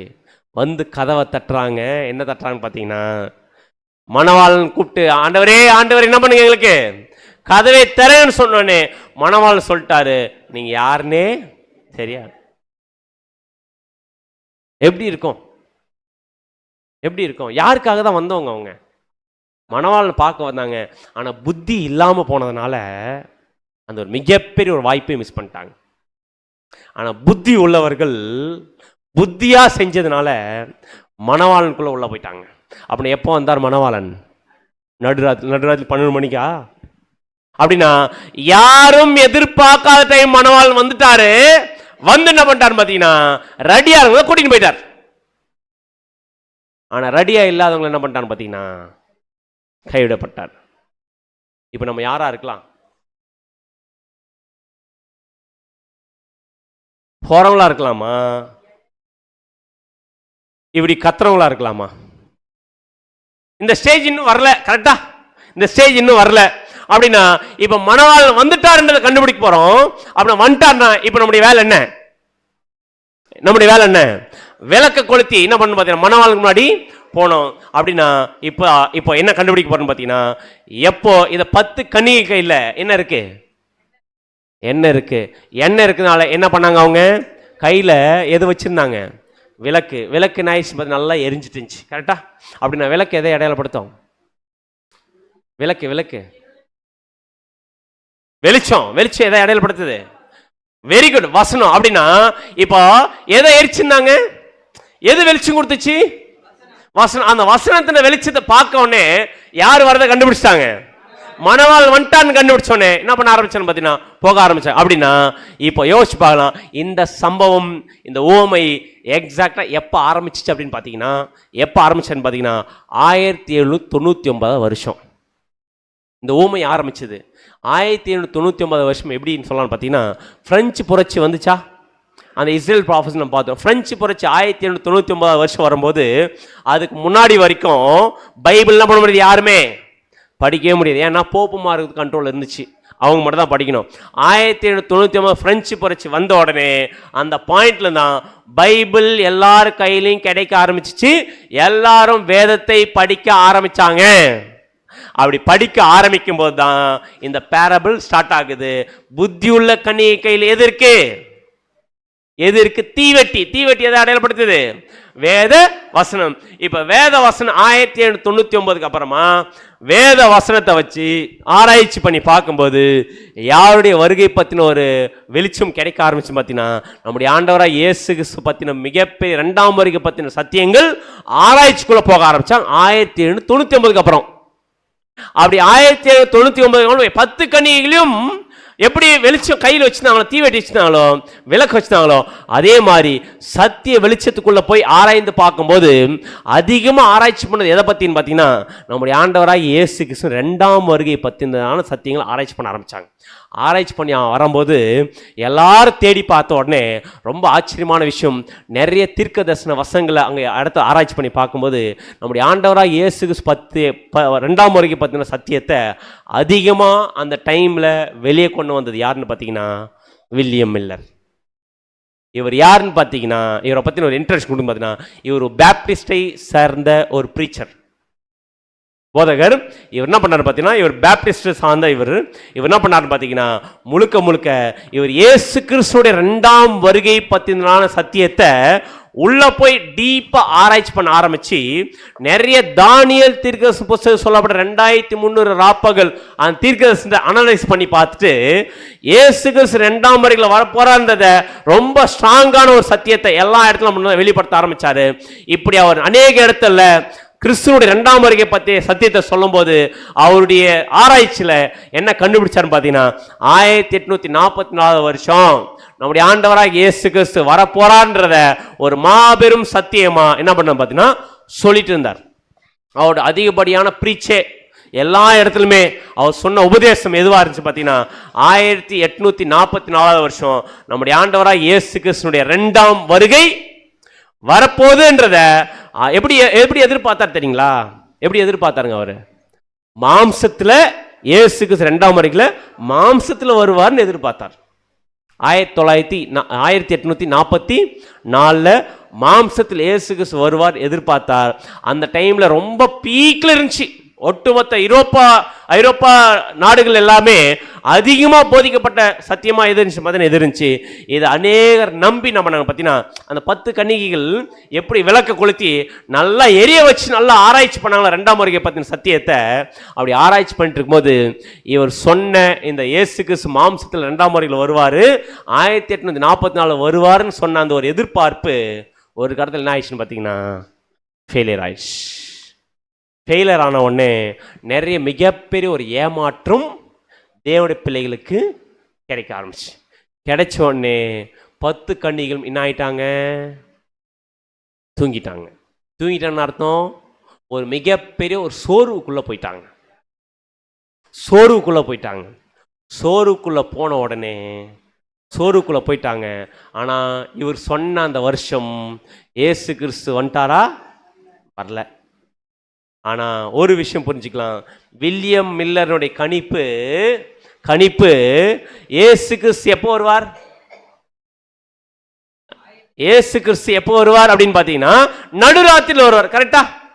நடுராத்திரியில் வருவார். ஆனா இயேசு கிறிஸ்து நடுராத்திரியில் வருவதற்கு முன்னாடியே யார் எதிர்பார்த்தான்னு பார்த்தீங்கன்னா புத்தி உள்ள கனிகள் எதிர்பார்த்தாங்க. என்ன ஆயிடுச்சு? வர தாமதித்த போது, மணவாளன் வர தாமதித்த போது, இயேசு கிறிஸ்து லேட் பண்ணல. இயேசு கிறிஸ்துடைய வருகையை முன்கூட்டியே தவறா என்ன பண்ணிட்டார் பார்த்தீங்கன்னா வில்லியம் மில்லர் ப்ரிடிக்ட் பண்ணிட்டார். 1844 இயேசு கிறிஸ்து வருவார்னு ப்ரிடிக்ட் பண்ணிட்டார். ஆனா வில்லியம் மில்லர் ப்ரிடிக்ட் பண்ணது நடுராத்திரி இல்லை. கரெக்டா? இயேசு கிறிஸ்து 1844 வருவார்னு வில்லியம் மில்லர் சொன்னார் பார்த்தீங்கன்னா வருஷம், அந்த வருஷம் நடுராத்திரி இல்லை. ஏன்னா மணவாளன் வர தாமதம் ஆயிடுச்சு, லேட் ஆயிடுச்சு. அர்த்தம் இயேசு கிறிஸ்து எப்பதான் வருவாரு? நடுராத்திரில வருவாரு. ஆனா அதுக்கு முன்னாடியே டேட் கொடுத்துட்டாரு. யாரு? William Miller. அப்படின்னா எது நடுராத்திரி இல்லைன்னு பார்த்தீங்கன்னா கிபி 1844 இல்லை. புரிஞ்சுங்களா? கிபி 1844 நடுராத்திரி இல்லை. எதுக்கப்புறம் தான் நடுராத்திரி? அந்த 10 கன்னிகள் எதிர்கொண்டு போனாங்களா? போனவங்க மணவாளன் வருவார்னா போனாங்க. ஆனா என்ன பண்ணல? மணவாளன் வரல, தாமதிச்சிட்டாரு. டிஸப்பாயின்மெண்ட் ஆயிடுச்சு, சோறுக்குள்ள போயிட்டாங்க. அப்படி சோறுக்குள்ள இருக்கும்போது தான் நடு ராத்திரியிலே இதோ மணவாளன் வருகிறார். அப்படின்னா இது நடுராத்திரி இல்லை. கரெக்டா? அப்படின்னா நடுராத்திரி இதுக்கு முன்னாடியா இதுக்கு அப்புறமாவா? Very good. ஆக்சுவல் நடுராத்திரி எதுன்னு பார்த்தீங்கன்னா 1844க்கு அப்புறம் 1948க்கு உள்ள. புரிஞ்சுச்சிங்களா? அப்படின்னா 1948ல அத்திமரம் துளிர் விடுறதுனா காரணம் யாரு? இயேசு கிறிஸ்து வந்ததுக்கு அப்புறம் தான் பண்ணிச்சு, துளிர் விட்டுச்சு. அப்படின்னா 1948க்கு முன்னாடி அவர் வந்தாதான் அத்திமரத்தை என்ன பண்ண முடியும்? துளிர் விட வைக்க முடியும். அப்ப 1948க்கு முன்னாடி அவர் வந்துட்டாரு. ஆனா 1844க்கு அப்புறமா தான் வந்தார். அப்படின்னா இந்த 2 வருஷத்துக்கு இடைப்பட்ட வருஷம் தான் யார் வந்திருக்கிறது? நடுராத்திரி இருக்கு. அந்த நடுராத்திரி எதுன்னு பார்த்தீங்கன்னா நம்முடைய ஆண்டவராக இயேசு கிறிஸ்து வந்த வருஷம். அப்படின்னா அந்த நடுராத்திரின்ற வருஷத்தை கண்டுபிடிக்க முடியுமா? இவ்வளோ தூரம் கண்டுபிடிக்கிறதுக்கு தேவன் வாய்ப்பு கொடுத்தவர், இவ்வளோ தூரம் கண்டுபிடிக்கிறதுக்கு வாய்ப்பு கொடுத்தவர். எந்த வருடம் நம்முடைய ஆண்டவராக இயேசு கிறிஸ்து வந்துட்டாருன்றத கண்டுபிடிக்க முடியுமா முடியாதா? முடியும். அதுக்கு என்ன பண்ணோம்? அதிக உறுதியான தீர்க்க தரிசன வசனத்தை போய் பார்க்கணும். இப்போ எந்த அதிக உறுதியான தீர்க்க தரிசன வசனத்தை போய் பார்க்க போறோம் அப்படின்னு பார்த்தீங்கன்னா, தானியேல் சொல்லப்பட்ட தீர்க்க தரிசனம். தானியேல் தீர்க்க தரிசன புஸ்தகத்தில் நம்முடைய ஆண்டவராக இயேசு 2ஆம் வருகை பற்றின சத்தியம் இருக்குமா இருக்காதா? இருக்கா? ஏன்னா தானியேல் தீர்க்க தரிசன புஸ்தகம் தாங்க இயேசு கிறிஸ்து 1ஆம் வருகை பற்றின சத்தியமே இருந்துச்சு. இயேசு கிறிஸ்து 1ஆம் வருகையில் வந்து மரிக்கணும்னு தானியேல் தீர்க்க புஸ்தகத்தில் இருந்துச்சா இல்லையா? இருந்துச்சு. எப்படி, எதில் இருந்துச்சு அப்படின்னு பார்த்தீங்கன்னா, தானியேல் தீர்க்கதரிசி கிட்ட 70 வார தீர்க்க தரிசனத்தை பற்றி சொன்னாரா? அந்த 70 வார தீர்க்க தரிசனம் எதை பற்றி பேசணும்னு பார்த்தீங்கன்னா, நம்முடைய ஆண்டவராக இயேசு கிறிஸ்து 1ஆம் வருகையை பற்றி பேசியிருக்கோம். எப்படி? மேசியா என்ன பண்ணோம்? மேசி என்ன பண்ண வரணும், வந்து 69 வாரம் செல்லும். கடைசி அந்த வாரம் பாதி சென்ற போது மேசியா என்ன பண்ணப்படுவார்? சங்கரிக்கப்படுவார். இயேசு கிறிஸ்து என்கிற மேசியா மரிச்சுவாரு. மரிச்சிட்ட பிற்பாடு தான் என்ன பண்ணுவாங்க? உன் ஜனங்கள் என்ன பண்ணுவாங்க? விடுவிக்கப்படக்கூடிய சம்பவம் நடக்கும். அப்படின்னா தானியேல் தீர்க்க புஸ்தகத்தில் தானியேல் கிட்ட யாருடைய வருகையை பற்றி பேசப்படும் பார்த்தீங்கன்னா, இயேசு கிறிஸ்து 1ஆம் வருகையை பற்றி பேசப்பட்டிருக்குது. ஆனால் இயேசு கிறிஸ்து 1ஆம் வருகையை பற்றி ஏன் பேசலாம் பார்த்தீங்கன்னா, தானியேலுக்கு எதிர்பார்ப்பு. என்ன எதிர்பார்ப்பு? எங்களுடைய தேசம் இப்படி சிறைப்பட்டு போயிருக்குது ஆண்டவரே, இப்படி சிறைப்பட்டுக்கிற எங்க தேசம் எப்போ விடுதலை ஆகும்? யார் வந்து விடுதலை பண்ணுவா அப்படின்னு கேட்டா, மேசியா வந்து விடுதலை பண்ணுவார். மேசியா எப்போ வந்து விடுதலை பண்ணுவார் அப்படின்னா, ஒரு தீர்க்கதரிசி சொல்லுது 1ஆம் வருகையில் மேசியா வருவாரு. வர்ற மேசியா விடுதலை பண்ண மாட்டாரு. என்ன பண்ணுவார் பார்த்தீங்கன்னா, அவர் மரிக்கிறதுக்காக வரணும். 1ஆம் வருகையில் மேசியா வருவாரு. அப்படி வரக்கூடிய மேசியா உங்களுடைய ஜனங்களை விடுதலை பண்ண முடியாது. அவர் என்னதான் பண்ண முடியும்? மரிக்கதான் வருவார். ஏன்னா அந்த மரணத்துக்கு மூலம் உலக ஜனங்களுக்கு கிடைக்கும் போது விடுதலை கிடைக்கும் போது. ஆனா அதே மேசியா 2ஆம் வருகையில் வரும்போது உங்களுடைய ஜனத்துக்கு என்ன கிடைச்சிடும்? விடுதலை கிடைச்சிச்சா? 1948 வருஷம் விடுதலை கிடைச்சா இல்லையா? கிடைச்சிச்சு. இந்த விஷயத்தை தானியேலுக்கு முன்னாடி சொல்லிட்டார். அப்படின்னா மேசியா வந்தாதாங்க உங்க ஜனங்களுக்கு விடுதலை கிடைக்கணும். எப்போ வரப்போறான்றத யார்கிட்ட சொல்ல போறாரு? தானியேல் கிட்ட சொல்ல போறாரு. இப்போ தானியேல் கிட்ட சொல்லும் போது யாருடைய வருகை பத்தி பேச போறாரு பார்த்தீங்கன்னா, மேசியாவுடைய 2ஆம் வருகை பத்தி இப்ப பேச போறாரு. வசனம் வாசிக்கலாம். தானியேல் 12ஆம் அதிகாரம் 1ஆம் வசனம். தானியேல் 12ஆம் அதிகாரம் 1ஆம் வசனம். உன் ஜனத்தின் புத்திரருக்காக நிற்கிற பெரிய அதிபதியாகிய மிகாயேல் அக்காலத்திலே எழும்புவான். யாதொரு ஜாதியாரும் தோன்றினது முதல் அக்காலம் மட்டும் உண்டாயிராத ஆபத்து காலம் வரும். அக்காலத்திலே புஸ்தகத்தில் எழுதி இருக்கிறவர்களாக காணப்படுகிற உன் ஜனங்கள் அனைவரும் விடுவிக்கப்படுவார்கள். அப்படின்னா என்ன சொல்லிட்டார் பார்த்தீங்கன்னா, உன் ஜனத்தின் புத்திரருக்காக நிற்கிற பெரிய அதிபதியாகிய மிகாயேல். அப்படி அவங்களுடைய ஜனங்கள் யாரு? தானியேலோட ஜனங்கள் யாரு? இஸ்ரேல் ஜனங்களுக்காக நிற்கிற பெரிய அதிபதியாகிய மைக்கேல். யாருங்க? மைக்கேல் நம்முடைய ஆண்டவராகிய இயேசு. அப்படி எந்த வருகையை பத்தி பேசுது? 2ஆம் வருகையை பத்தி பேசுது. அக்காலத்திலே எழும்பான். அப்படின்னா இந்த வசனம் இயேசு கிறிஸ்துடைய 2ஆம் வருகை பத்தி பேசுது. அப்படி 2ஆம் வருகை பத்தி பேசும்போது அவருக்கு என்ன பேர் சொல்லுதுன்னா, மிகாயேல்.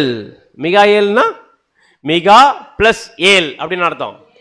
தேவனை போன்றவர். தேவனை போன்றவர் யாரு? நம்முடைய ஆண்டவராகிய இயேசு கிறிஸ்து. நம்முடைய ஆண்டவராகிய இயேசு கிறிஸ்து வந்து 2ஆம் வருகையில் வந்து உன் ஜனத்தின் புத்திரருக்காக நிற்கிற பெரிய அதிபதி. அவர் வந்துதா விழுந்து போன தாவீதின் கூடாரத்தை என்ன பண்ணுவாரு? எடுப்பித்து கட்டுவார். தானியேல் டைம்ல சிறைப்பட்டு போன ஜனங்கள் எப்பதான் சுதந்திரமே வாங்குறாங்க? எப்பதான் சுதந்திரமே வாங்க ஆரம்பிக்கிறாங்க? அடிமைகளா வந்து ஒரு கட்டத்தில் கிபி 7 ஒட்டு மொத்தமாக அடிமைகளா போய் கடைசியில் 1948 வருஷம் ஒரு தனி நாடா நிற்கிற அளவுக்கு நம்முடைய ஆண்டவராக இயேசு கிறிஸ்து பார்த்தீங்கன்னா தூக்கி நிற்க வச்சிருக்கிறார். அப்படின்னா இது யாரை பற்றி பேசப்பட்ட வசனம்? நம்முடைய ஆண்டவராக இயேசு கிறிஸ்துவினுடைய 2ஆம் வருகை பற்றி பேசப்பட்ட வசனம். இப்போ வசனம் வாசிக்கலாம். தானியேல் 12:4 வசனம். 4ஆம் வசனம்.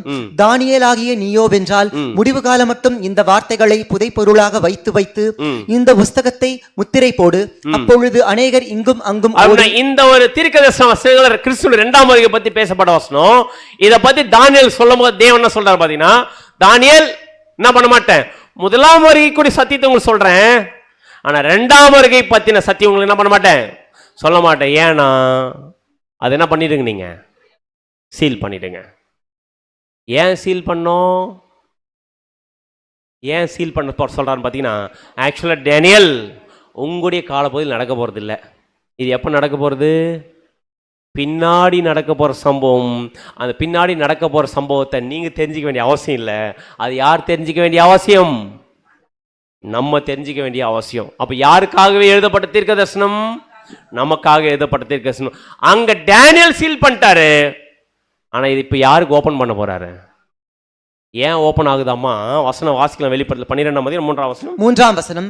ஞானவான்கள் ஆகாய மண்டலத்தின் ஒளியை போலவும் அநேகரை நீதிக்குட்படுத்துகிறவர்கள் நட்சத்திரங்களைப் போலவும் என்றென்றைக்கும் உள்ள சதா காலங்களிலும் பிரகாசிப்பார்கள். ஏன்னா யாருக்காக வச்சிருக்காரு பாத்தீங்கன்னா, ஞானவான்கள் ஆகாய மண்டல ஒளியை போலவும் அநேகர் நீதிக்குட்படுத்துகிறவர்கள் நட்சத்திரம் என்றென்றைக்கும் என்ன பண்ணுவாங்க, சதா காலங்கள் பிரகாசிக்க போற ஞானவான்கள் வர போறாங்க. அவங்க பார்த்துப்பாங்க. டேனியல் அவங்களுக்கு அது ரிவீல் ஆகும். உனக்கு என்ன ஆகாது, உங்களுக்கு என்ன ஆகாது, இது சீல் பண்ணுங்கதுன்ட்டார். அப்படி கொஞ்சம் யோசிச்சு பாருங்க. டேனியல் எப்படிப்பட்டவர் இந்த உலகத்துல? டேனியல் ஞானத்துல டேனியல் யாரு? ஞானத்துல டேனியல் ரொம்ப ஹையா லோவா? அந்த டைம்ல இருக்கிற ஞானிகள்ல பிரதானி யாருன்னு பாத்தீங்கன்னா டேனியல்.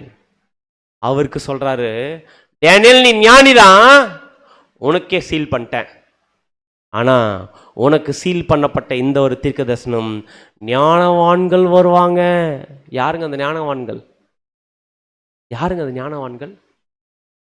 நம்ம தான். யாரை காட்டிலும் ஏன்னா தானியேலுக்கே தெரியாத தீர்க்க தரிசனங்கள் யாருக்கு ஓப்பன் ஆகுது? நமக்கு ஓப்பன் ஆகுது. நமக்கு தேவன் ஓப்பன் பண்ணக்கூடிய மாபெரும் சத்தியத்தை தெரிஞ்சிக்க வேண்டிய காலப்பகுதியில் உட்காந்துட்டு வானத்தை பார்த்துருந்தா எப்படி இப்படிதான் தெரிஞ்சிக்க முடியும்? அதான் சொல்லிட்டார், வானத்தை பார்க்காதீங்க, எதை பாருங்க, அதிக உறுதியாக தீர்க்க வசனத்தை பாருங்க அப்படின்னு. இப்ப டேனியல் கேட்கிறாரு, அவருக்கு கியூரியாசிட்டி வந்துச்சு. சரிங்க ஆண்டவரே, அது அவங்களுக்கு இருக்கட்டும், அட்லீஸ்ட் எனக்கு என்ன பண்ண கொஞ்சம் இதை காமிங்கன்னு சொன்னோடனே இப்போ என்ன பண்ண, இவருக்கு ஆசையாயிடுச்சு. ஏன்னா இது இயேசு 2ஆம் வருகை பத்தி மட்டும் இல்ல, யாருடைய ஜனங்கள் விடுவிக்கப்படுறாங்க, அவங்களுடைய ஜனங்கள் விடுவிக்கப்படுறது. அவருக்கு ஒரு கியூரியாசிட்டி, எப்ப எங்களுடைய ஜனங்கள் விடுவிக்கப்படுவாங்க? இப்படி மேசியா வரணும், மிகாயில் வந்து விடுவிக்கப்பட போறான்னு சொல்லிட்டீங்க, எப்போ வந்து விடுவிக்கப்படுவார் அப்படின்றத இவங்களுக்கு ஒரு எதிர்பார்ப்பு இருந்துச்சு. கேட்கிறாரு வாஞ்சியோட. அதுக்கு என்ன சொல்றாரு பாத்தீங்கன்னா, தானியேல் 12:5 வசனம். 5ஆம் வசனம். அப்பொழுது தானியேலாகிய நான் ஆற்றுக்கு இக்கரையில் ஒருவனும் ஆற்றுக்கு அக்கரையில் ஒருவனுமாகிய வேறே 2 பேர் நிற்க கண்டேன். அப்படின்னா இப்ப தானியேல் பாக்குறாரு, பார்த்தா ஒரு ஆறு இருக்குது. ஆற்றுக்கு ஒரு கரையில ஒரு தூதனும் இன்னொரு கரையில ஒரு தூதன் என்ன பண்ண நின்று இருக்கிறாங்க. அப்படி தொடர்ந்து வாசிங்க. 6ஆம் வசனம்.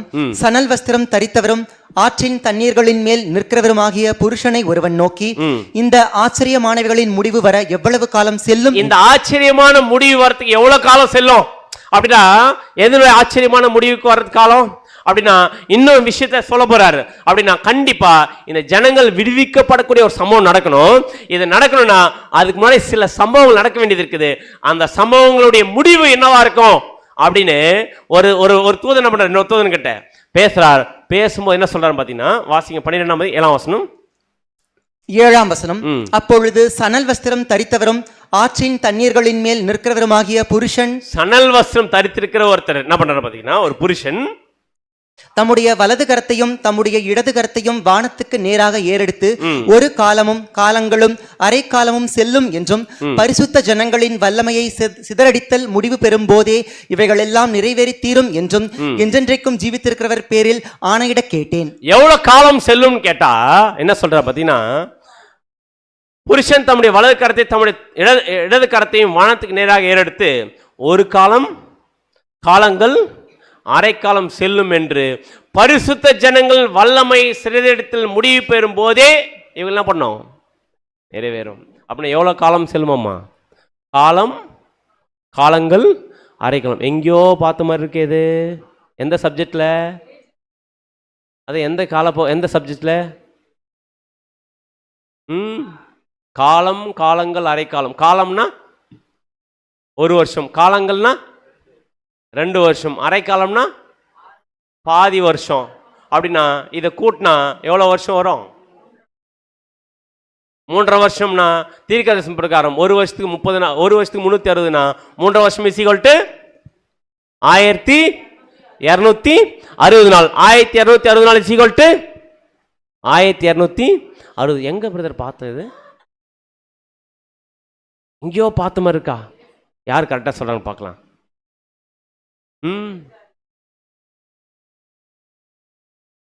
அந்த இதே ஒரு 1260 வருஷத்தை பத்தி பார்த்துருப்போம்.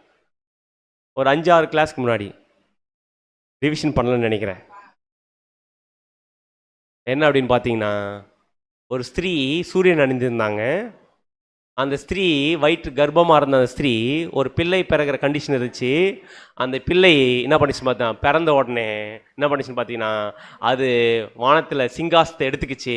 அந்த சிங்காசனம் எடுத்துக்கொள்ளப்பட்ட அந்த ஒரு வானம், அந்த சிங்காசனம் எடுத்துக்கொள்ளப்பட்ட அந்த குழந்தை இந்த ஸ்திரீயை எங்கே அனுப்பிச்சிச்சு? வனாந்தத்துக்கு ஓடி போயிட்டாங்க. ஓடி போன காலப்பகுதி எவ்வளோ வருஷம்? 3.5 வருஷம். 1260 நாள். 1260 நாள் = 1260 வருஷம். அப்படின்னு அந்த ஸ்திரீ யாரு? உண்மை சபை. உண்மை சபையை ஒடுக்கி காலப்பகுதி எதுன்னு பார்த்தீங்கன்னா, ஒடுக்கின காலப்பகுதி 1260 வருஷம். 1260 வருஷம் யார் ஒடுக்குனது? உண்மை சபையை யார் ஒடுக்குனதுங்க? ஆன்டி கிரைஸ்ட், அந்தி கிறிஸ்து சப்ஜெக்ட் பார்த்தோமா? அந்த அந்தி கிறிஸ்து சப்ஜெக்ட்ல பரிசுத்த ஜனங்களின் வல்லமை சிதறடித்தல் முடிவு. அப்படின்னா உண்மையான தேவனுடைய பிள்ளைகளை ஒடுக்கிற காலப்பகுதி எதுன்னு பார்த்தீங்கன்னா, இந்த அந்தி கிறிஸ்து அமைப்பு 1260 வருஷம் என்ன பண்ணிருக்கு? அந்த அந்தி கிறிஸ்து அமைப்பு உருவாகி 1260 வருஷம் உண்மை சபை என்ன பண்ணியிருக்கிறாங்க? துன்புறுத்தின காலப்பகுதி. இந்த காலப்பகுதி சொல்லிட்டு இதோட நிப்பாட்டல. அடுத்து ஒரு முக்கியமான விஷயம் சொல்றார். தானியேல் 12:8 வசனம். நான் அதை கேட்டும் அதன் பொருளை அறியவில்லை, ஆகையால் என் ஆண்டவனே இவைகளின் முடிவு என்னமாயிருக்கும் என்று கேட்டேன். அப்படின்னா இதெல்லாம் கேட்கறேன் பார்த்தீங்கன்னா, நான் இதை கேட்டும் அது என்ன பண்ணல பொருள தெரிஞ்ச டேனியலுக்கு அந்தி கிறிஸ்து அமைப்பு தான் இது. 1260 வருஷம் உண்மை தேவனுடைய பிள்ளைகளை ஒடுக்குவாங்க அப்படின்னு தெரிஞ்சா தெரியல. ஆனா இது பொருள் என்ன பண்ணல, வரல, அண்டர்ஸ்டாண்ட் பண்ண முடியல. என் ஆண்டவனே இவர்கள் முடிவு என்னவா இருக்குமோ அப்படின்னு கேட்டவனே அடுத்து மறுபடியும் சொல்றார். வாசிங்க 9 வசனம். அதற்கு அவன், தானியேலே போகலாம், இந்த வார்த்தைகள் முடிவு காலம் மட்டும் புதை பொருளாக வைக்கப்பட்டும் முத்திரிக்கப்பட்டும் இருக்கும். என்ன சொல்லிட்டார்? டேனியல் நீங்க என்ன பண்ணலாம், போலாம். இது யாருக்காக சீல் பண்ணப்பட்டது? முடிவு காலம் மட்டும் புதை பொருளாக வைக்கப்பட்டு முத்திரிக்கப்பட்டிருக்குது. இப்போ முத்திரிக்கப்பட்ட இந்த ஒரு புஸ்தகத்தை இன்னைக்கு கடைசி காலத்தில் ஞானவான்களா இருக்கிற நமக்கு சீல் பண்ண புஸ்தகம் என்ன ஆக போகுது? இப்போ ஓப்பன் ஆக போகுது. யார் ஓப்பன் பண்ண போறாருன்னு பார்த்தீங்கன்னா, யாருக்காக ஓப்பன் பண்ண போறாருன்னு பார்த்தீங்கன்னா, நமக்காக ஓப்பன் பண்ண போறார். வசனம் வாசிக்கலாம். தானியேல் 12:10 வசனம். அநேகர் சுத்தமும் வெண்மையும் ஆக்கப்பட்டு புடமிடப்பட்டவர்களாய் விளங்குவார்கள். துன்மார்க்கரோ துன்மார்க்கமாய் நடப்பார்கள். துன்மார்க்கரில் ஒருவனும் உணரான், ஞானவான்களோ உணர்ந்து கொள்ளுவார். யார் மட்டும் தான் உணர்ந்துக்குவாங்க? இப்ப நம்ம ஞானவான்களா? ஆமாவா இல்லையா? உண்மையிலே சொல்கிறோம். இன்னைக்கு உட்காந்துருக்க எல்லாருமே நம்ம ஞானவான்கள். இன்னைக்கு நமக்கு என்ன பண்ண போறாருன்னு பார்த்தீங்கன்னா, ஓப்பன் பண்ணி காமிக்க போறார். அப்படின்னா ஆண்டவரே, நம்முடைய ஆண்டவராக இயேசு கிறிஸ்து 2ஆம் வருகையில் 1948க்கு முன்னாடி வந்துட்டான்னு கண்டுபிடிச்சிட்டோம். 1844க்கு அப்புறம் வந்துட்டான்னு கண்டுபிடிச்சிட்டோம். எந்த வருஷம் ஆண்டவரே வந்துட்டான்னு கேட்டால், இப்போ ஒரு காலக்கணக்கு நம்முடைய ஆண்டவர் சொல்கிறாரு. தீர்க்க தரிசனத்தில் என்ன சொல்கிறார் பார்த்தீங்கன்னா, வசன வாசனை இப்போ எந்த காலக்கணத்தில் ஆரம்பிக்கிறான்னு பார்த்தீங்கன்னா, ஸ்டார்டிங் பாயிண்ட் ஆரம்பிப்பார். அந்த ஸ்டார்டிங் பாயிண்ட்டை கண்டுபிடிச்சிட்டா அடுத்து தேவன் நமக்கு ஓப்பன் பண்ணக்கூடிய தீர்க்கதரிசனம் சொல்லக்கூடிய அந்த வருஷங்களை நம்ம கேல்குலேட் பண்ணா கண்டுபிடிக்கலாம். முதலாவது தானியேல் 12:11 வசனம். அன்றாட பலி நீக்கப்பட்டு பாழாக்கும் அருவருப்பு ஸ்தாபிக்கப்படும். நல்லா கவனிங்க. அன்றாட பலி நீக்கப்பட்டு பாழாக்கும் அருவருப்பு ஸ்தாபிக்கப்பட்ட காலம் முதல் 1290 நாள் செல்லும். 1290 நாள் செல்லும். அப்படின்னா 1290 நாள் செல்லும்னா 1290 நாள் இஸ் ஈக்குவல் டு 1290 வருஷம். அப்படின்னா இது எப்போ ஆரம்பிக்குதாமா? அன்றாட பலி நீக்கப்பட்டு பாழாக்கும் அருவருப்பு ஸ்தாபிக்கப்படக்கூடிய காலம். பாழாக்கும் அருவருப்பு யார் ஸ்தாபிச்சது? எப்ப ஸ்தாபிச்சாங்க?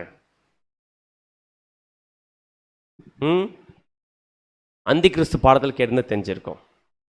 பாழாக்கும் அருவருப்பு அன்றாட பலி நீக்கப்பட்ட அர்த்தம் டெய்லி சாக்ரிஃபைஸ், அனுதின சாக்ரிஃபைஸை நீக்கிட்டு பாழாக்கும் அருவருப்பை ஸ்தாபிச்சது யாருன்னு பார்த்தீங்கன்னா போப்பு மார்க்கம்.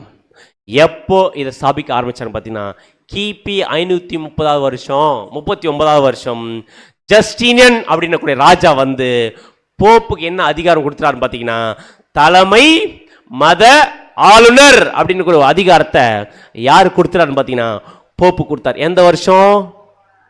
ஜஸ்டினியன் ராஜா வந்து, ரோமன் ராஜா வந்து கிபி 530 வருஷம் போப்புக்கு என்ன பட்டம் கொடுத்துட்டாருன்னு பார்த்தீங்கன்னா புனித தலைமை மத ஆளுநர் கூடிய அதிகாரத்தை யார் கொடுத்துட்டாருன்னு பார்த்தீங்கன்னா போப்பு கொடுத்துட்டாரு.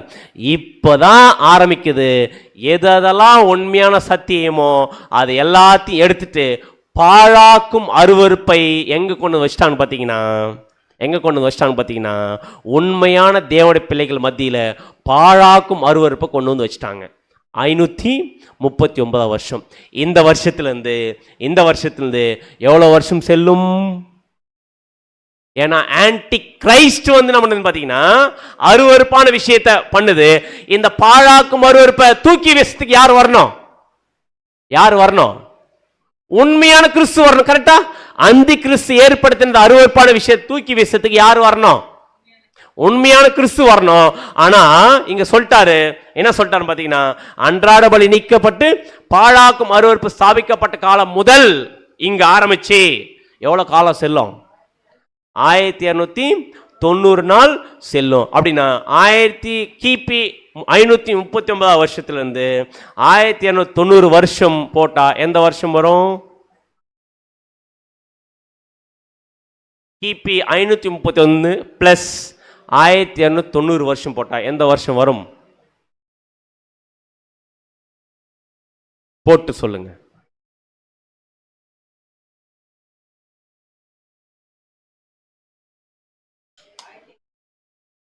Very good. 1829 வருஷம். பாழாக்கும் அருவருப்பு ஸ்தாபிக்கப்பட்டு காலம் முதல் அன்றாட பலி நீக்கப்பட்டு பாழாக்கும் அருவருப்பு ஸ்தாபிக்கப்பட்ட முதல் 1290 நாள் செல்லும். அப்படின்னா இந்த வருஷம் எங்க வந்து நிக்குது? 1829. இந்த 1829 வருஷம் தான் வில்லியம் மில்லர் என்ன பண்றாருன்னு பார்த்தீங்கன்னா இயேசு கிறிஸ்து 2ஆம் வருகையில வருவார்னு சொன்னாரு. ஆனா ஐரோப்பா முழுவதும் பரப்பப்பட்ட இந்த ஒரு உபதேசம் ஒரு கட்டத்துல இவருடைய எதிர்பார்ப்பு என்ன ஆயிடுச்சு? ஃபெயிலியர் ஆயிடுச்சு. கரெக்டா? ஃபெயிலியர் ஆயிடுச்சு. மிகப்பெரிய ஏமாற்றம். இந்த டைம்ல என்ன பண்ணிட்டாங்க? புத்தி உள்ள கன்னிகைகள் எல்லாரும் என்ன பண்ணிட்டாங்க? தூங்கிட்டாங்க. என்ன ஆச்சுன்னு பார்த்தீங்கன்னா 539 வருஷத்துலேருந்து 1290 வருஷம் கழிச்சு பார்த்தா 1829 வருஷம் வருது.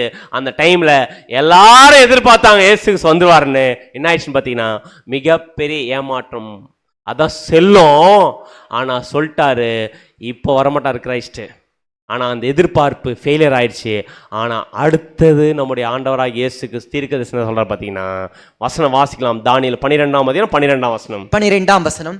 1335 நாள். அன்புக்குரிய சகோதர சகோதரிகளே, 1335 நாள் மட்டும் காத்திருந்து சேர்கிறவன் பாக்கியவான். ஆனா இந்த பாக்கியவான்ற வார்த்தையை 1260 நாளுக்கு சொல்லியிருக்க மாட்டாரு, 1290 நாள் சொல்லிக்க மாட்டாரு. 1335 நாள் காத்திருந்து சேருகிறவன் எப்படிப்பட்ட பார்த்தீங்கன்னா பாக்கியவான். ஏன்னா எங்க ஆரம்பிக்குது இந்த நாள்? 1335 வருஷம் எங்க இருந்து ஆரம்பிக்குது? Same place. எங்க பார்த்தீங்கன்னா பாழாக்கும் அருவருப்பு. பாழாக்கும் அருவருப்பு எப்ப ஆரம்பிக்கப்பட்டுச்சு? கிபி 539 வருஷம். காத்திருக்க வேண்டிய நாட்கள் எவ்வளவு வருஷம்? 1335. அப்படின்னா காத்திருந்து சேருகிறவன் எப்படிப்பட்டவன்? பாக்கியவன். ஏன்னா 539 பிளஸ் 1355 வருஷம் கூட்டினா எந்த வருஷம் வருதோ அதுதான் நம்முடைய ஆண்டவராகிய இயேசு கிறிஸ்துவின் இரண்டாம் வருகை. 1874 வருஷம் யார் வந்துட்டார்னு பார்த்தீங்கன்னா நம்முடைய ஆண்டவராகிய இயேசு கிறிஸ்து வந்துட்டார். இயேசு 1874க்கு பிறகு இருக்கக்கூடிய மனுஷர்கள் யாரெல்லாம் இருக்கிறாங்களோ அவங்கெல்லாம் எப்படிப்பட்டவர்கள்?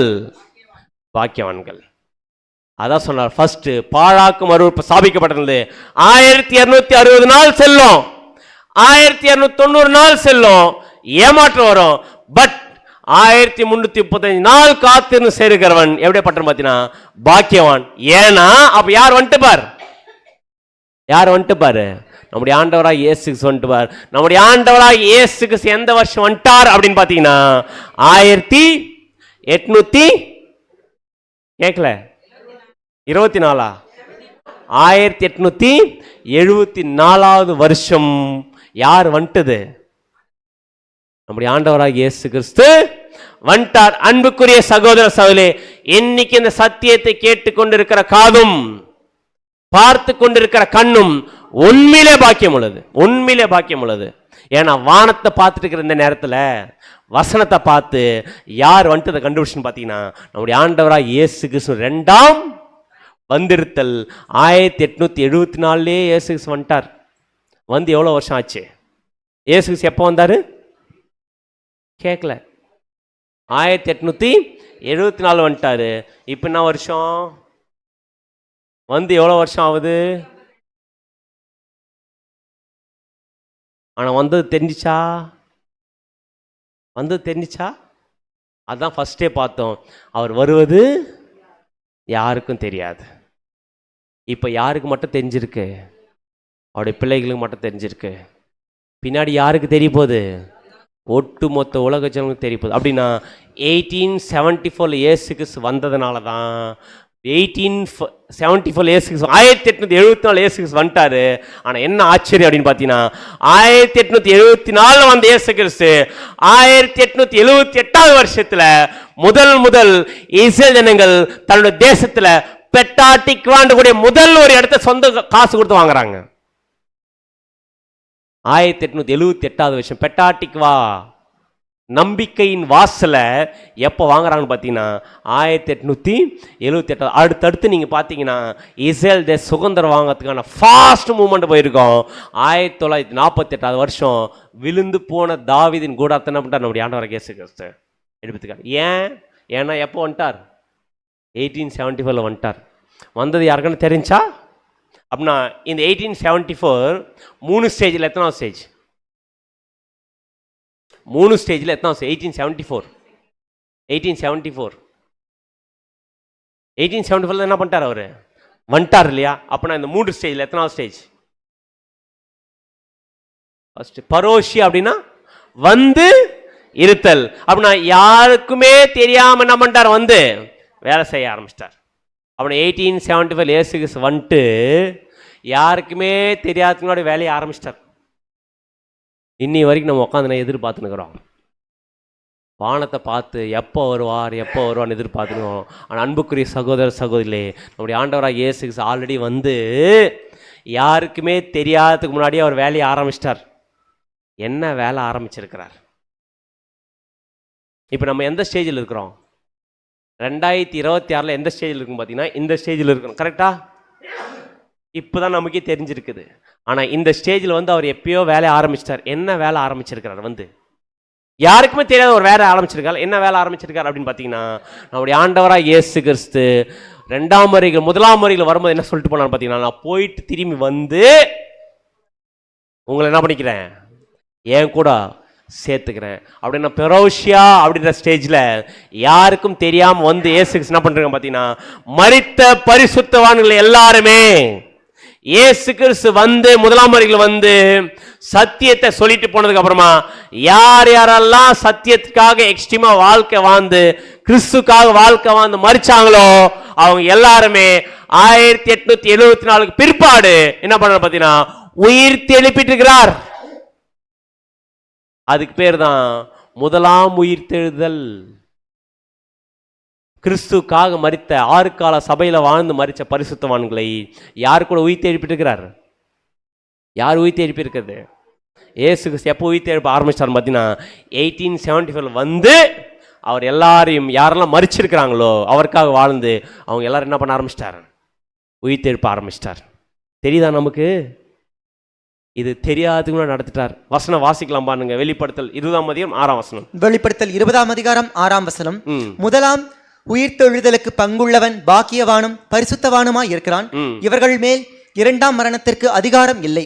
இவர்கள் தேவனுக்கும் கிறிஸ்துவுக்கும் முன்பாக ஆசாரியராய் இருந்து அவரோடே கூட 1000 வருஷம் அரசாளுவார்கள். இப்போ இன்னொரு கேள்வி, நம்முடைய ஆண்டவராகிய இயேசு 1874 வந்துட்டாருன்னா அவருடைய ராஜ்யம் எப்ப ஸ்டார்ட் ஆயிடுச்சு? அவருடைய ராஜ்யம் 1000 ஆண்டு அரசாட்சி எப்ப ஸ்டார்ட் பண்றார்? எப்ப வந்தாரோ அப்பவே ஒரு நாள் ஸ்டார்ட் ஆயிடுச்சு. 1874 இயேசு வந்துட்டார்.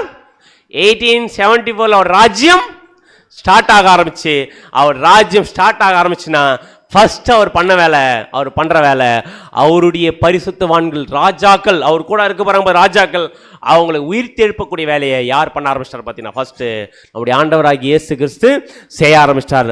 அதான் வசனம் தெளிவாக சொல்லும், முதலாம் உயிர்த்ததில் பங்குள்ளவன் பாக்கியன். ஃபர்ஸ்ட் ரிசரக்ஷன் இந்த பூமியிலே கிறிஸ்துக்கு அப்புறமா முதல்ல உயிர் தேர்ந்து போறது யாருன்னு பார்த்தீங்கன்னா அவருக்காக வாழ்ந்து மரிச்ச பரிசுத்தவான்கள். அப்படின்னா எப்போ? இப்போ அவருக்காக வாழ்ந்த பரிசுத்தவான் கூட்டி சேர்க்கிற வேலை தான் நடந்துருக்குது. எப்போ ஆரம்பிச்சார்? 1870 வந்து அவர் கூட சேர்த்துட்டு இருக்கிறார். அப்படி நம்முடைய ஆண்டவராக இயேசு கிறிஸ்து அவர் கூட கூட்டி சேர்க்கிறார் இல்லையா? 140,000 பேர் செலக்ஷன் மரிச்ச பரிசுத்தவான் ஆல்ரெடி சேர்த்துட்டு இருக்கிறாரு. இப்போ யாரை சேர்த்துட்டு இருக்கிறாரு? யாரை சேர்க்கறது ரெடியா இருக்கிறாரு?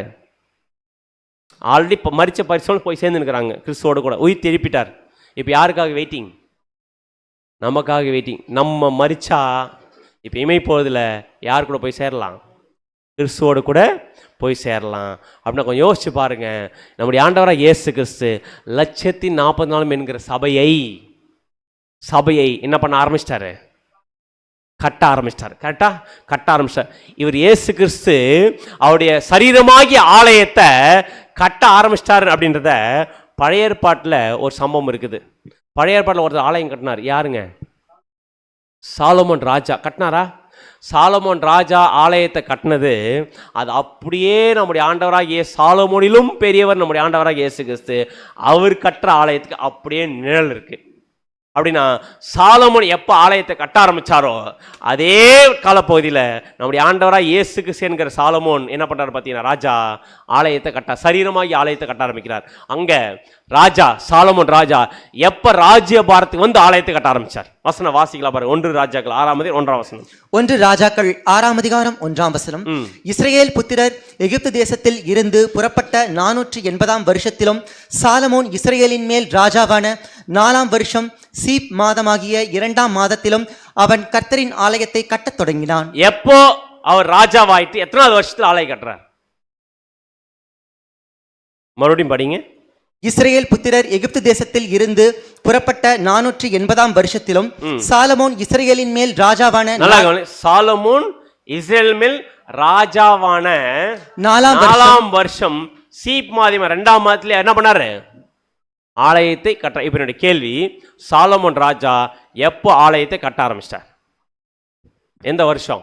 அவர் ராஜ்யபாரம் வந்து எத்தனாவது வருஷத்துல ஆலயம் கட்ட ஆரம்பிச்சிட்டார்? 4ஆவது வருஷம். எப்போ ராஜ்யபாரம் வந்து ராஜாவை உக்காந்து 4ஆவது வருஷம் எதை கட்ட ஆரம்பிச்சாரு? ஆலயத்தை கட்ட. கரெக்டா? சாலமோன் ராஜா வந்து 4ஆவது வருஷத்தை ஆலயத்தை கட்ட ஆரம்பிச்சார். 2ஆம் வருகையில் நம்முடைய ஆண்டவராக இயேசு கிறிஸ்து என்கிற சாலமோன் ராஜாவிலும் பெரியவர் நம்முடைய ஆண்டவராக இயேசு கிறிஸ்து 1874 வந்து 1874 வருஷம் நம்முடைய ஆண்டவராக இயேசு கிறிஸ்து முதலாம் உயிர் தேர்தல் பண்ண ஆரம்பிச்சுன்னு பார்த்தீங்கன்னா ஸ்டார்ட் பண்ணிட்டார். அவர் சரீரமாகிய ஆலயத்தை கட்ட ஆரம்பிச்சிட்டார். அந்த சரீரமாகிய ஆலயத்தை கட்டக்கூடிய விஷயம்தான் எது அப்படின்னு பார்த்தீங்கன்னா, பரலோகத்தில் பேர் எழுதப்பட்டிருக்கிற சர்வ சங்கமாகிய சபை. வசனம் வாசிக்கலாம். வெளிப்படுத்தல் 14ஆம் அதிகாரம் 1ஆம் வசனம். வெளிப்படுத்தல் 14ஆம் அதிகாரம் 1ஆம் வசனம். பின்பு நான் பார்த்தபோது இதோ சியோன் மலையின் மேல் ஆட்டுக்குட்டியானவரையும் அவரோட கூட அவருடைய பிதாவின் நாமம் தங்கள் நெற்றிகளில் எழுதப்பட்டிருந்த 144,000 பேரையும் நிற்க கண்டேன். அப்படின்னா சியோன் மலையில் ஆட்டுக்குட்டியான அவரோட கூட பிதாவின் நாமம் தங்கள் நெற்றிகளில் எழுதப்பட்டிருந்த 144,000 நிற்க. அப்படின்னா அந்த 144,000 செலக்ஷன் முதலாம் முறையில் ஆரம்பிச்சாரு. ஆனா உயிர்த்தெழுதல் எப்ப ஆரம்பிக்கிறார்னு பாத்தீங்கன்னா 1878ல ஆரம்பிக்கிறார். எப்போ வந்தார் அவரு? 874 வந்தாரு. வந்தவர் 878ல முதலாம் உயிர்த்தெழுதல் நம்ம பார்த்தீங்கன்னா ஸ்டார்ட் பண்ணி நாங்க சாலமோன் ராஜா 4 வருஷம் பிற்பாடு ஆலயத்தை கட்டின மாதிரி நம்முடைய ஆண்டவராக இயேசு சரீரமாகி ஆலயத்தை என்ன பண்ணார் பார்த்தீங்கன்னா உயிர்த்தெழுப்புறார். இவங்களுக்கு தான் என்ன பேர் கொடுக்குறாரு பார்த்தீங்கன்னா வெளிப்படுத்தின விசேஷம் 14ஆம் அதிகாரம் 4ஆம் வசனம். 4ஆம் வசனம். ஸ்திரீகளால் தங்களை கரைப்படுத்தாதவர்கள் இவர்களே, கற்புள்ளவர்கள் இவர்களே, ஆட்டுக்குட்டியானவர் எங்கே போனாலும் அவரை பின்பற்றுகிறவர்கள் இவர்களே, இவர்கள் மனுஷரிலிருந்து தேவனுக்கும் ஆட்டுக்குட்டியானவருக்கும் முதற் பலனாக ஏன் வந்தவன மீட்டெடுக்கிறான்னு பார்த்தீங்கன்னா, கற்புள்ளவர்கள் இவர்களே, ஆட்டுக்குட்டியானவர் எங்கே போனாலும் பின்பற்றுகள் இவர்களே. அவருடைய உண்மையான தேவனுடைய பிள்ளைகள். கிறிஸ்து முதலாம் முறையில் வந்து சத்தியத்தை சொல்லிட்டு போனதுக்கு அப்புறம் யாரெல்லாம் கிறிஸ்துக்காக வாழ்க்கை வாழ்ந்து மறிச்சாங்களோ, 1874க்கு முன்னாடி வரைக்கும் யாரெல்லாம் மறிச்சாங்களோ அவங்க எல்லாருமே இயேசு கிறிஸ்து பண்ண பார்த்தீங்கன்னா உயிர் தெழுப்பக்கூடிய காலப்போகுது. அப்படின்னா இப்போ யாரை எழுப்ப ஆரம்பிச்சிட்டார்? கிரைஸ்ட் யாரை எழுப்ப ஆரம்பிச்சிட்டார்? சபையை, அவருடைய சரீரமாகிய சபையை எழுப்ப ஆரம்பிச்சிட்டாரு. ஆனால் சபை 2 பகுதியாக இருக்குது. ஒன்று மரித்த சபை, மரித்த பரிசுத்தவான்கள். மீதி பேர் உயிரோடு இருக்கக்கூடிய பரிசுத்தவான்கள். கரெக்டா? லட்சத்து நம்ம சபையில் ஆல்ரெடி மரிச்சவங்க இருக்கிறாங்க, உயிரோடு இருக்கிறவங்கிறாங்க. உயிரோடு இருக்கிறது யாரு? நம்ம. இன்னும் அந்த லேக் அண்ட் 40 என்ன பண்ண முடியல. உயிரோடு இருக்கிற நம்ம இருக்கிறோம். ஆனால் ஆல்ரெடி மரிச்சவங்க 6 காலம் முன்னாடி மரிச்சவங்க எல்லாருமே யாரு கூட போய் சேர ஆரம்பிச்சிட்டாங்க? கிறிஸ்துவோட கூட போட சேர ஆரம்பிச்சிட்டாங்க. அப்படின்னா இந்த மாதிரி 2 விதமான குரூப் இருக்கு. ஆல்ரெடி மரிச்சவங்களும் கிறிஸ்து எடுத்து பண்ணிக்கிறாரு, உயிரோடு இருக்கிறவங்களும் அந்த ஒரு மரிச்ச கண்டிஷன் கொண்டு வந்து உயிரோடு எழுப்பக்கூடிய ஒரு ப்ராசஸ் கிரைஸ்ட் பண்ணுகிறாரு. இதை புரி வைக்கிறதுக்காக எந்த வசனம் வாசிக்கலாம் பார்த்தீங்கன்னா 1 தெசலோனிக்கேயர் 4ஆம் அதிகாரம் 16ஆம் வசனம். 1 தெசலோனிக்கேயர் 4ஆம் அதிகாரம் 16ஆம் வசனம். ஏனெனில் கர்த்தர் தாமே ஆரவாரத்தோடும் பிரதான தூதனுடைய சத்தத்தோடும் தேவ எக்காளத்தோடும் வானத்திலிருந்து இறங்கி வருவார்.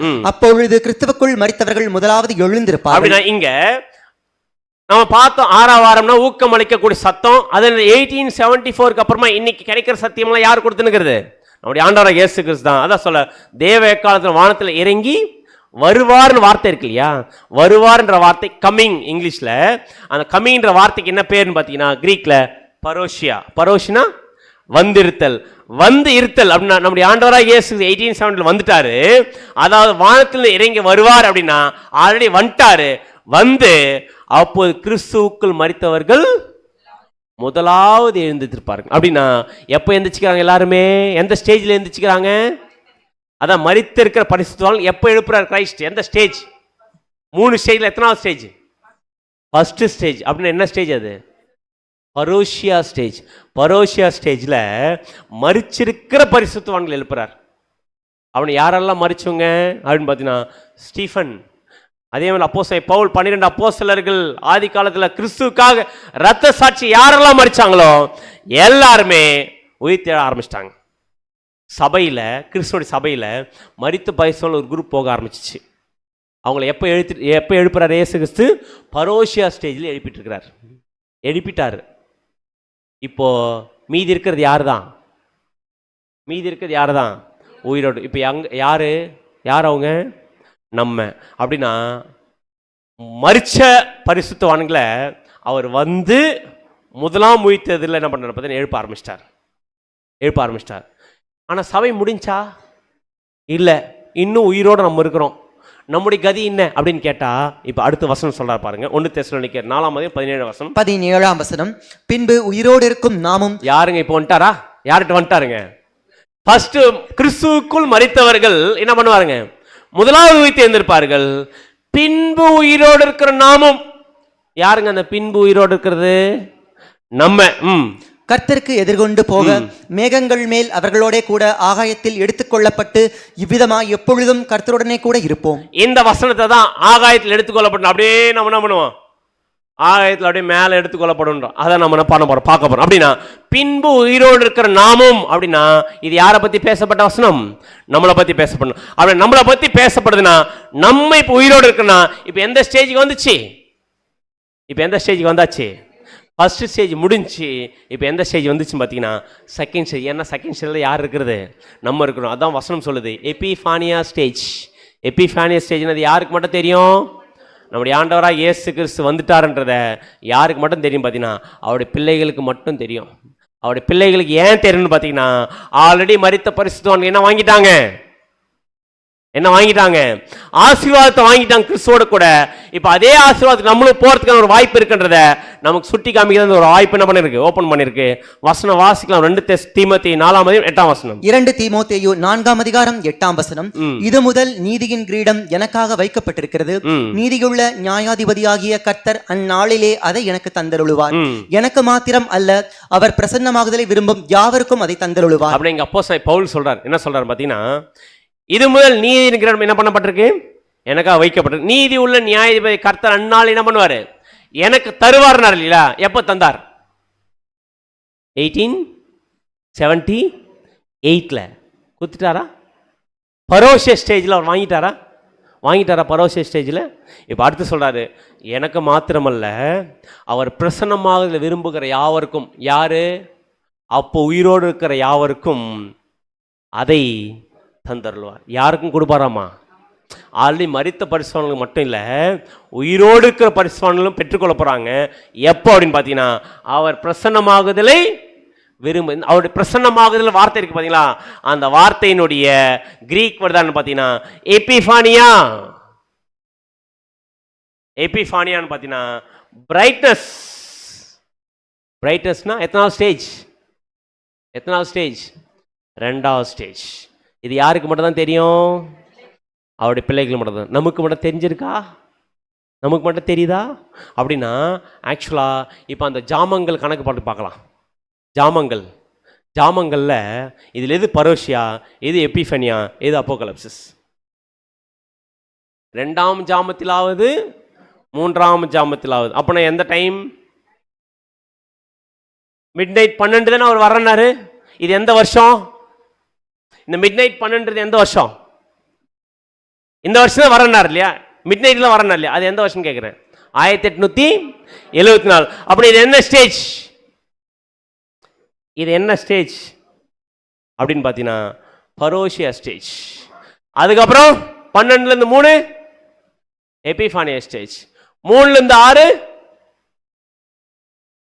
ஆக்சுவலா 12 3 வரைக்கும் பரோஷியா ஸ்டேஜ், 3 6 வரைக்கும் எபிஃபானியா ஸ்டேஜ். 6க்கு அப்புறம் போச்சனா எது தெரிஞ்சிடும், எது தெரிஞ்சிடும், சூரியன் உதிச்சுது மற்ற உலக ஜனங்களுக்கெல்லாம் தெரிய ஆரம்பிச்சிடும். அது என்ன ஸ்டேஜ்னு பார்த்தீங்கன்னா அப்போகலிப்ஸ் ஸ்டேஜ். புரிஞ்சுங்களா. இப்போ நம்ம எங்கே இருக்கிறோம், இங்கே இருக்கிறோம். அப்படின்னா 3 6 இருக்கிறோம். விடிஞ்சிச்சா அப்படின்னு பார்த்தா இப்போ சூரியனுடைய வெளிச்சம் ஆல்ரெடி 1874 வந்துட்டாரு. 152 வருஷம் ஆச்சு. இப்போ என்ன ஆயிருக்கு, இப்போ சத்திய வெளிச்சம் தெரியுதா, அதிகப்படியான சத்திய வெளிச்சம் தெரியுதா, தெரியுதுன்னா ஊக்கமளிக்கூடிய சத்தியம் கொடுத்துனுக்கிறது யார் தான், நம்முடைய ஆண்டவராக இயேசு கிறிஸ்து. அப்படின்னா அன்புக்குரிய சகோதர சகோதரே, 1874 வருஷம் யார் வந்துட்டார்னு பார்த்தீங்கன்னா ராஜா வந்துட்டார். ராஜா வந்துட்டார்னா என்ன ஆச்சரியமான விஷயம் பார்த்தீங்கன்னா 1874க்கு அப்புறமா இந்த உலகத்துல ராஜா யாருன்னு பார்த்தீங்கன்னா நம்முடைய ஆண்டவராக இயேசு கிறிஸ்து மட்டும் தான் ராஜா. கரெக்டா. 1874க்கு அப்புறமா நம்முடைய ஆண்டவராக இயேசு கிறிஸ்து மட்டும் தான் ராஜா. இந்த உலகத்துல வேற யாருன்னா ராஜான்னு இருந்தா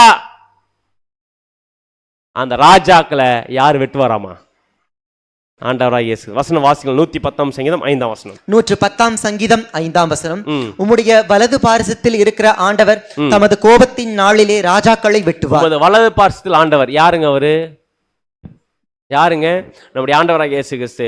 வலது பாரிசத்தில் இருக்கிற ஆண்டவர் தமது கோபத்தின் நாள், எந்த நாள், எந்த நாள், எந்த நாள், 1000 ஆண்டு அரசாட்சி எப்ப ஆரம்பிச்சிச்சு? 1870 ஆரம்பிச்சு நம்முடைய ஆண்டவராக இயேசு கிறிஸ்து 1000 இயர்ஸ் ஸ்டார்ட் பண்ணிட்டாரு. அவர் ராஜ்யம் ஸ்டார்ட் ஆயிடுச்சு. இந்த ராஜ்யத்துல அவர் ராஜா வந்துட்டார்னா இதுக்கப்புறம் கிறிஸ்துடைய அரசாட்சி வந்துச்சுன்னா இதுக்கப்புறம் யார் இருக்கக்கூடாது? யார் இருக்கக்கூடாது? ராஜாவே இருக்கக்கூடாது. அந்த மாதிரி இந்த பூமியில யாரெல்லாம் அந்த டைம்ல ராஜா இருந்தாங்களோ எல்லாரும் வெட்டார். இவரு யாருங்க? இவரு யாருங்க? இவரு சதாம் ஹுசேன். இவருங்க யாரு? இவரு பின் லேடன். இவருங்க யாருங்க? இவரு கடாஃபி. இவங்க எல்லாம் ராஜான் தலைவர்னு சொல்லிட்டு யாரெல்லாம் சொல்றாங்களோ எல்லா ராஜாக்களையும் நம்முடைய ஆண்டவரை இயேசு கிறிஸ்து என்ன பண்றாரு பார்த்தீங்கன்னா வெட்டிட்டார். ஏன்? உண்மையான ராஜா வரும்போது இவங்கெல்லாம் யாரும் இல்லை. இன்னைக்கு இருக்கிறாங்களா ராஜாக்கள்? யாருன்னா ராஜான்னு யாருன்னா இருக்கிறாங்களா? இன்னைக்கு பேர் சொல்லலை, பேர் ராஜான்னு பேர் சொல்ல. இன்னைக்கு நாங்க தாங்க கிங்கு அப்படின்னு யாராவது ராஜாக்கள் இருக்கிறாங்களா? அந்த ராஜாக்கள் ஆட்சியே அழிஞ்சு போச்சு. ஏன்? யார் அழிச்சுது? நிஜமான ராஜா வந்து என்ன பண்ண பார்த்தீங்கன்னா எல்லாத்தையும் அழிச்சிட்டார். இதெல்லாம் அடையாளம். வசனம் வாசிக்கலாம். 97ஆம் சங்கீதம் 5ஆம் வசனம். 97ஆம் சங்கீதம் 5ஆம் வசனம். கர்த்தரின் பிரசன்னத்தினால் பர்வதங்கள் மெழுகு போல உருகிற்று, சர்வ பூமியினுடைய ஆண்டவரின் பிரசன்னத்தினாலேயே உருகி போயிற்று. அன்புக்குரிய சகோதர சகோதரே, இப்ப ராஜாக்களை வெட்டினாரு. அடுத்தது நம்முடைய ஆண்டவராக இயேசு கிறிஸ்து வந்து என்ன பண்ணிருக்காருன்னு பாத்தீங்கன்னா கர்த்தரின் பிரசன்னத்தால் பர்வதங்கள் மெழுகு போல் உருகிற்று, சர்வ பூமியினுடைய ஆண்டவரின் பிரசன்னத்தினால் என்ன ஆச்சு? அப்படின்னு அர்த்தம் நம்முடைய ஆண்டவராக இயேசு கிறிஸ்துடைய வந்திருத்ததில்ல. இந்த உலகம் என்ன மாறப்போகுதுன்னு பார்த்தீங்கன்னா மிகப்பெரிய ஒரு உபத்திரவத்துக்குள்ள போப்பதான் நம்ம வசனம் பார்த்தோம். அவருடைய வருகையில் டைம்ல எப்படி இருக்கும்? ரொம்ப ஹாப்பியா இருக்குமா? மிகுந்த உபத்திரம் இருக்கும். அந்த உபத்திரம் ஸ்டார்ட் ஆயிடுச்சு. ஃபர்ஸ்ட் நம்முடைய ஆண்டவராக இயேசு கிறிஸ்து வந்ததுக்கு அப்புறமா இந்த உலகத்திலே உலக போர், முதலாம் உலக யுத்தம் ஸ்டார்ட் ஆனது எப்பன்னு பார்த்தீங்கன்னா 1914 வருஷம். அதுக்கு முன்னாடியெல்லாம் இல்லை. ஏன் இல்லை? ராஜா வரல. ராஜா வந்தாரு. வந்த ராஜா மிகப்பெரிய சம்பவத்தை பண்றாரு. முதலாம் உலக போர் முடிஞ்சா இல்ல, அடுத்து என்ன வந்துச்சு? 2ஆம் உலக போர் வந்துச்சு. இதெல்லாம் யார் பண்றதுன்னு பாத்தீங்கன்னா நம்முடைய ஆண்டவராக இயேசு கிறிஸ்து வந்து மிகப்பெரிய அதிகாரத்தை யார் எடுத்துன்னு பாத்தீங்கன்னா இயேசு கிறிஸ்து எடுத்துட்டு இருக்கிறார். ஏன்னா அவர்தான் இந்த சர்வத்துக்கும் ராஜா அப்படின்றத நிரூபிச்சு காமிச்சுக்கிறார். இன்னொரு விதத்தில் நிரூபிச்சு காமிச்சாரு. ஏன்னா வந்து முதலாம் யுத்தத்துல என்ன பண்றாரு பாத்தீங்கன்னா விழுந்து போன தாவீது கூடாரத்தை எடுப்பித்து கட்டக்கூடிய ப்ராசஸ் பண்ண ஆரம்பிச்சார். வசனம் வாசிக்கலாம். ஆமோஸ் 9ஆம் அதிகாரம் 12ஆம் வசனம். ஆமோஸ் 9ஆம் அதிகாரம் 12ஆம் வசனம். அந்நாளிலே விழுந்து போன தாவீதின் கூடாரத்தை நான் திரும்ப எடுப்பித்து அதன் திறப்புகளை அடைத்து அதில் பழுதாய் போனதை சீர்படுத்தி பூர்வ நாட்களில் இருந்தது போல அதை ஸ்தாபிப்பேன் என்று இதை செய்கிற கர்த்தர் சொல்லுகிறார். அப்படின்னா விழுந்து போன தாவீதின் கூடாரத்தை எடுப்பித்து கட்டது யாருதான்? நம்முடைய ஆண்டவராக இயேசு கிறிஸ்து தான். அப்படி இந்த பூமியில மிகப்பெரிய ஒரு உபத்திரவத்தை வந்துட்டு இருக்குன்னா இது எல்லாமே நம்முடைய ஆண்டவராக இயேசு கிறிஸ்து பண்றாரு. ஏன் பண்றாருன்னா இப்ப இருக்கக்கூடிய இந்த அமைப்பை என்ன பண்ண டோட்டலா டெஸ்ட்ராய் பண்ண. ஏன்? இது யாருடைய ராஜ்யம்? சாத்தானுடைய அரசாட்சி கீழே இருந்துச்சு உள்ளாலு. இப்ப யாருக்குள்ள வந்துருச்சு? ஆண்டவருக்குள்ள வந்துருச்சு. இப்ப ஆண்டவர் என்ன பண்ற பாத்தீங்கன்னா சாத்தான் கீழே கூடிய எல்லா அமைப்புகளையும் என்ன பண்ணோம்? டெஸ்ட்ராய் பண்ணணும், க்ளீன் பண்ணணும். அதாவது உதாரணம் சொல்லுவாங்க பார்த்தீங்கன்னா ஒரு பழைய பில்டிங் இருக்குன்னா அந்த பழைய பில்டிங் இடத்துல புது பில்டிங் கட்டணும்னா என்ன பண்ணோம்? அந்த பழைய பில்டிங்கை ஃபுல்லாக அடித்து வாஷ் அவுட் பண்ணி டெமாலிஷ் பண்ணி அதை க்ளீன் பண்ணிவிட்டு புது செட்டப் கொண்டு வரணும். இப்போ இயேசுக்கு என்ன பண்ணிருக்கிறாருங்க? அந்த பழைய கவர்மெண்ட் செட்டப்பை, பழைய அமைப்பை சுக்கு நூறாக்கிட்டு இருக்கிறார். அதனால தான் இன்னைக்கு உலகத்தில் என்ன இருக்குது? உபத்திரம் இருக்கு. வசனம் வாசிக்கலாம். 2 பேதுரு 3ஆம் அதிகாரம் 12ஆம் வசனம். 2 பேதுரு 3ஆம் அதிகாரம் 12ஆம் வசனம். தேவனுடைய நாள் சீக்கிரமாய் வரும்படிக்கு மிகுந்த ஆவலோட காத்திருங்கள். அந்த நாளில் வானங்கள் வெந்து அழிந்து பூதங்கள் எரிந்து உருகி போகும். அப்படின்னா அந்த நாள் வானங்கள் வெந்து அழிந்து பூதங்கள் எரிந்து உருகி போகும். அது என்ன அர்த்தம்? நம்ம பார்த்தோம். பூதங்கள்னா பூதங்கள் இல்லை, பூமிக்குரிய இந்த ஒரு அமைப்புகள் என்னென்ன? அரசியல், மதம், பொருளாதாரம். இன்னைக்கு இந்த உலகத்துல மிகப்பெரிய அழிவு இருக்கா இல்லையா? மிகப்பெரிய சேதாரம் இருக்கா இல்லையா? இன்னைக்கு வரக்கூடிய எல்லா பிரச்சனையுமே இந்த உலகத்துல யுத்தங்கள், கொலை நோய்கள், அதே நேரத்தில் பார்த்தீங்கன்னா அரசியல், மதம், அமைப்பு எல்லாத்தையுமே டோட்டலா யார் வாஷ் அவுட் பண்ணிருக்கார், க்ளீன் பண்ணிருக்காரு பார்த்தீங்கன்னா நம்முடைய ஆண்டவராகிய இயேசு கிறிஸ்து. அப்படி பண்றதுனால இந்த உலகத்தில் மிகுந்த உபத்திரம் போயிட்டு இருக்கா? ஃபீல் பண்றோமா? சண்டை நடக்குதா? ஏன் நடந்துட்டு இருக்குது? ஏன்னா புதிய கவர்மெண்ட்டை யார் நிறுவனம் பார்த்தீங்கன்னா நம்முடைய ஆண்டவராகிய இயேசு கிறிஸ்து க்ளீனிங் ப்ராசஸ் பண்ணிருக்கிறார். பழைய கவர்மெண்ட்னுடைய உள்ள இருக்கிற எல்லா விதமான அழுக்குகளை தூக்கி க்ளீன் பண்ணக்கூடிய ப்ராசஸ் நம்முடைய ஆண்டவராக இயேசு பண்ணிருக்காரு. வசனம் வாசிக்கலாம். 13 ஏசாயா 13 9 வசனம். ஏசாயா 13 இதோ தேசத்தை பாழாக்கி அதன் பாவிகளை அதிலிருந்து அழிப்பதற்காக கர்த்தருடைய நாள் கடூரமும் மூர்க்கமும் உக்கிர கோபமும். எவ்வளவு பியூட்டிஃபுல்லா சொல்லுது பாருங்க. அதன் பாவிகளை அதிலிருந்து அழிப்பதற்காக கர்த்தருடைய நாள் எப்படி வந்திருக்காமா? கடூரமும் மூர்க்கமும் உக்கிர கோபமாய் வந்திருக்குதாம்மா. ஏன்னா சாதாரண மோசமான விஷயம் இந்த பூமியில் நடக்கல. தேவனுடைய பிள்ளைகள் வாழ்ந்து கொண்டு காலப்பகுதி மிகப்பெரிய ஒரு அழிவை நோக்கி நம்ம போயிட்டு இருக்குது. அதே ஆமோஸ் 5 18 வரைக்கும் வாசிங்க. ஆமோஸ் 5 வசனங்கள் 18 முதல் 20 முடிய. கர்த்தருடைய நாளை விரும்புகிறவர்களுக்கு ஐயோ, அதனால் உங்களுக்கு என்ன உண்டு? கர்த்தருடைய நாள் வெளிச்சமா இராமல் அந்தகாரமா எப்படி இருக்குமாமா? இது அந்தகாரமா இருக்கும். சிங்கத்துக்கு தப்பினவனுக்கு கரடி எதிர்பட்டது போலவும், அல்லது வீட்டுக்குள்ளே வந்து சுவரின் மேல் தன் கையை வைத்த போது பாம்பு அவனை கடிப்பது போலவும் இருக்கும். எப்படி இருக்குமாமா? ஆக்சுவலா இப்ப இருக்கிற சாத்தானுடைய கவர்மெண்ட்ல இருந்து இப்ப இயேசு கிறிஸ்து மாத்திட்டு இருக்காரு பாத்தீங்களா? இந்த சாத்தானுடைய கவர்மெண்ட் எப்படி இருக்கு பாத்தீங்கன்னா, சிங்கத்துக்கு தப்பினவன் என்ன பண்றாரு? கரடிக்கிட்ட மாட்டேன். எது சிங்கம்? எது சிங்கம்னு பார்த்தீங்கன்னா பெரிய பெரிய ராஜ்யங்கள் இருந்துச்சு பார்த்தீங்களா முன்னாடி. அதுக்கு தப்பிச்சு வந்தா யார்கிட்ட மாட்டிக்கினாங்க? கரடிக்கிட்ட மாட்டிக்கினாங்க. கம்யூனிசம் அந்த மாதிரி. அங்கிருந்து தப்பிச்சு வீட்டுக்கு வந்தாங்க. வீட்டுக்கு வர்றது எதுன்னு பார்த்தீங்கன்னா இன்னைக்கு இருக்கிற டெமோக்ரஸி, ஜனநாயக ஆட்சி. இங்க வந்து பாடம் இதுதானே நிம்மதியா இருக்குன்னு கேட்டா நிம்மதியா இருக்கா? இன்னும் 2 மாசம் தெரியும். அப்படின்னா இன்னைக்கு இருக்கிற அரசியல் அமைப்பும் சரி, மத அமைப்பும் சரி, அதே பொருளாதாரத்தை அமைப்பும் சரி, எல்லாமே இன்னைக்கு சுக்கு நூறு ஆக்கிட்டு இருக்குது யாருன்னு பார்த்தீங்கன்னா நம்முடைய ஆண்டவராக இயேசு கிறிஸ்து பண்ணிட்டு இருக்கிறார். ஃபினான்ஷியல் ஸ்ட்ரகிள்ஸ் இருக்கா? மதத்தில் பிரச்சனை இருக்கா? அதே நேரத்தில் அரசியல், பொருளாதாரம், சமுதாயம் எல்லா இடத்துலையும் பிரச்சனை இருக்குது. ஏன்னு பார்த்தீங்கன்னா இயேசு கிறிஸ்து மிகப்பெரிய கிளீனிங் ப்ராசஸ் பண்ணிருக்கிறாரு. இன்னொரு வசனம் வாசிக்கலாம். வெளிப்படுத்தல் 20 வசனம். வெளிப்படுத்தல் 20 வசனம். பின்பு நான் பெரிய வெள்ளை சிங்காசனத்தையும் அதின் மேல் வீற்றிருக்கிறவரையும் கண்டேன். அவருடைய சமூகத்திலிருந்து பூமியும் வானமும் அகன்று போயின, அவைகளுக்கு இடங்காணப்படவில்லை. எதுல உட்காந்துருக்காரம்மா நம்முடைய ஆண்டவராகிய இயேசு கிறிஸ்து? நான் பெரிய வெள்ளை சிங்காசனம் அதன் மேல் வீற்றிருக்கிறவரையும் கண்டேன், அவருடைய சமூகத்திலிருந்து பூமியும் வானம் என்ன பண்ணிச்சாமா? அப்படின்னா பூமினா எதுன்னு பார்த்தீங்கன்னா பூமியில் இருக்கிற அமைப்புகள், வானம்னா சாத்தானுடைய அரசாட்சி. இது எல்லாருமே அவர் முன்னாடி என்ன விஷயம் பார்த்தீங்கன்னா அகன்று போயிடுச்சு. அவர் எந்த சிங்காசனம் உட்காந்துருக்கிறாரு? வெள்ளை சிங்காசனம். ஏன் வெள்ளை சிங்காசனம்? ஏன்னா அது நீதியான அரசாட்சி. ஒயிட் எதை அடையாளப்படுத்து? நீதியை அடையாளப்படுத்துது.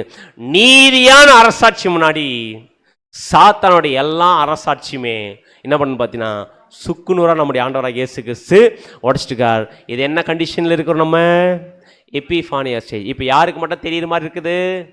அவருடைய பிள்ளைகளுக்கு மட்டும் தெரியுற மாதிரி இருக்குது.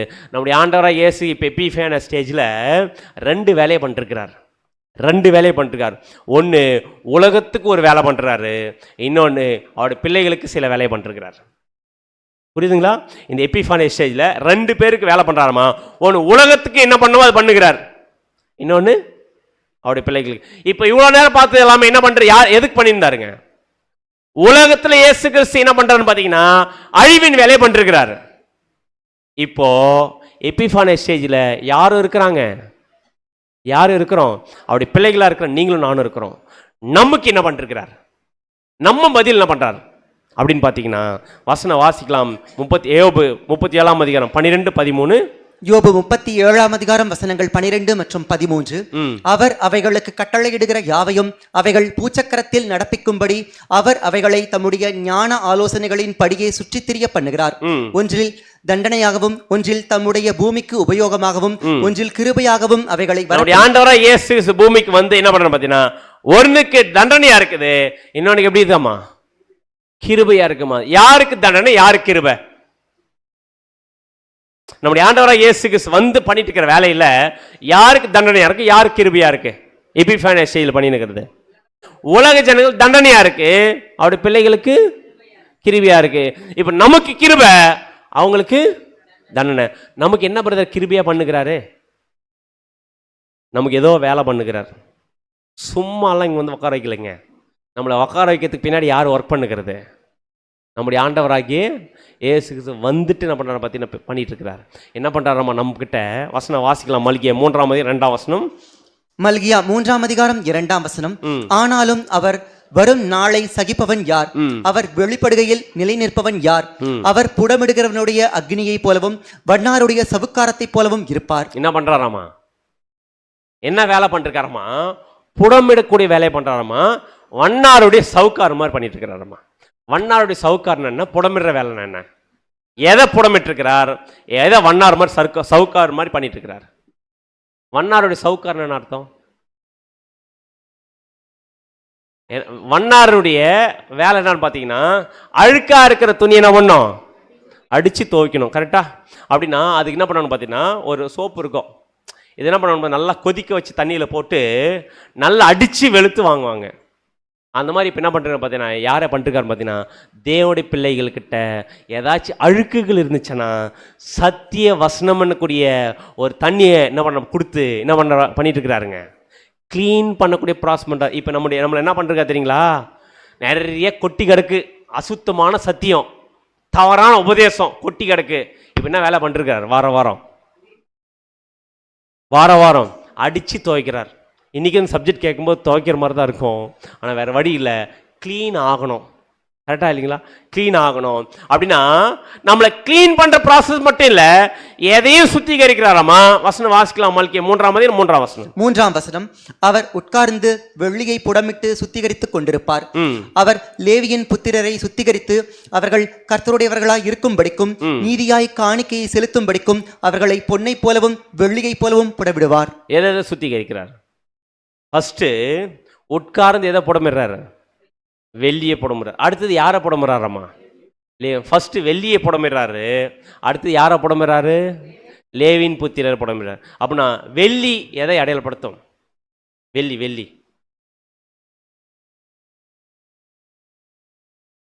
எதை அடையாளப்படுத்தும் பார்த்தீங்கன்னா, சத்தியத்தை அடையாளப்படுத்தும். சத்தியம்னா ஆக்சுவலாக தேவனுடைய வசனத்துக்குள்ள என்ன சேர்த்துட்டாங்க? பாழாக்கும் அருவருப்பு உள்ள சேர்த்துட்டாங்க. கரெக்டா? அந்தி கிறிஸ்து அமைப்பு தவறான நரகம், ஆத்மா, திருத்துவம், 2ஆம் முறை வானத்தை பாருங்க எல்லாம் சேர்த்து விட்டாங்க. இப்போ என்ன பண்ண? அந்த சத்தியத்தை கலப்படமாய் இருக்கிற சத்தியத்தை க்ளீன் பண்ணுற ப்ராசஸ் யார் பண்ணிட்டு இருக்கிறது? இயேசு கிறிஸ்து பண்ணியிருக்கிறார். இப்போ நமக்கு கிடைக்கிற சத்தியங்கள் எப்படிப்பட்ட சத்தியம்? புடமிடப்பட்ட சத்தியம். இந்த புடமிடப்பட்ட சத்தியத்தை கேட்குற நம்ம என்னவா மாறணுமாமா? ஆசாரியராக மாறணுமாமா. இந்த ஆசாரியர்கள் யாரு? உயிரோடு இருக்கிற சபையா இருக்கிற நம்ம என்ன பண்ண தெரியுங்களா? இந்த சத்தியத்தை கேட்டு தேவனுக்கு நீதியா காணிக்கை செலுத்தணும். போன வாரம் சப்ஜெக்ட் பார்த்த பார்த்தீங்களா? அந்த மாதிரி காணிக்கை செலுத்தக்கூடாது. தேவனுக்கு நீதியா செலுத்துமா காணிக்கை. நீதியா என்ன செலுத்தணும்? நம்முடைய வாழ்க்கையே தேவனுக்காக என்ன பண்ணணும்? சாக்ரிஃபைஸ் பண்ணணும். அதான் வசனம் சொல்லுது. பின்பு உயிரோடு இருக்கிற நாமும் கர்த்தருக்கு எதிர்கொண்டு போக மேகங்கள் மேல் அவரோடு கூட ஆகாயத்தில் எடுத்துக்கொள்ளப்பட்டு இவ்விதமா எப்போதும் கர்த்தரோடு கூட என்ன பண்ணுவோம்? இருப்போம். அப்படி நீதியான காணிக்கை செலுத்தக்கூடிய ஒரு வாழ்க்கை வாழ்ந்தா கண்டிப்பா யாரோட போய் சேர போறோம்? நம்முடைய ஆண்டவராகிய இயேசு கிறிஸ்துவோடு போய் சேர போறோம். அப்படின்னா நம்ம எந்த ஸ்டேஜில் இருக்கிறோம்? எபிஃபானியா ஸ்டேஜில் இருக்கிறோம். இப்படி பிள்ளைகளுக்கு மட்டும் தெரியுற மாதிரி வந்து வேலை செஞ்சுருக்கிற இடத்துல வேலை செஞ்சுட்டுருக்கிறார். இப்போ நம்ம இயேசு கிறிஸ்துவோட போய் சேரணுமா சேரக்கூடாதா? எபிஃபானியா ஸ்டேஜில் இருக்கிற நம்ம கிறிஸ்துவோட போய் சேரணுமா சேரக்கூடாதா? சேரணும்னா எப்படி போய் சேர போகிறோம்? அப்படியே எடுத்துக்கொள்ளப்படுவோமா? மாம்சத்தில் இருக்கிற நம்ம அப்படியே எடுத்துக்கொள்ளப்படுவோமா? அப்படி போய் பார்க்க முடியுமா கிரைஸ்ட? அப்படி போக முடியுமா? அப்படிதான் எதிர்பார்த்துருக்காங்க இன்னைக்கு கிறிஸ்தவர்கள் எல்லாருமே. எப்படி எதிர்பார்க்குறாங்க? அப்படியே டேக் ஆஃப். கரெக்டா இல்லையா? ராப்சர். அப்படியே என்ன பண்ணுவோம்? அப்படியே படுத்துட்டு இருக்கிறோம் எல்லாருமே. அப்படியே நம்ம பார்த்தீங்கன்னா அப்படியே மேலே நம்ம பரலோகத்தில் எடுத்துக்கொள்ளப்படும். அப்படியா?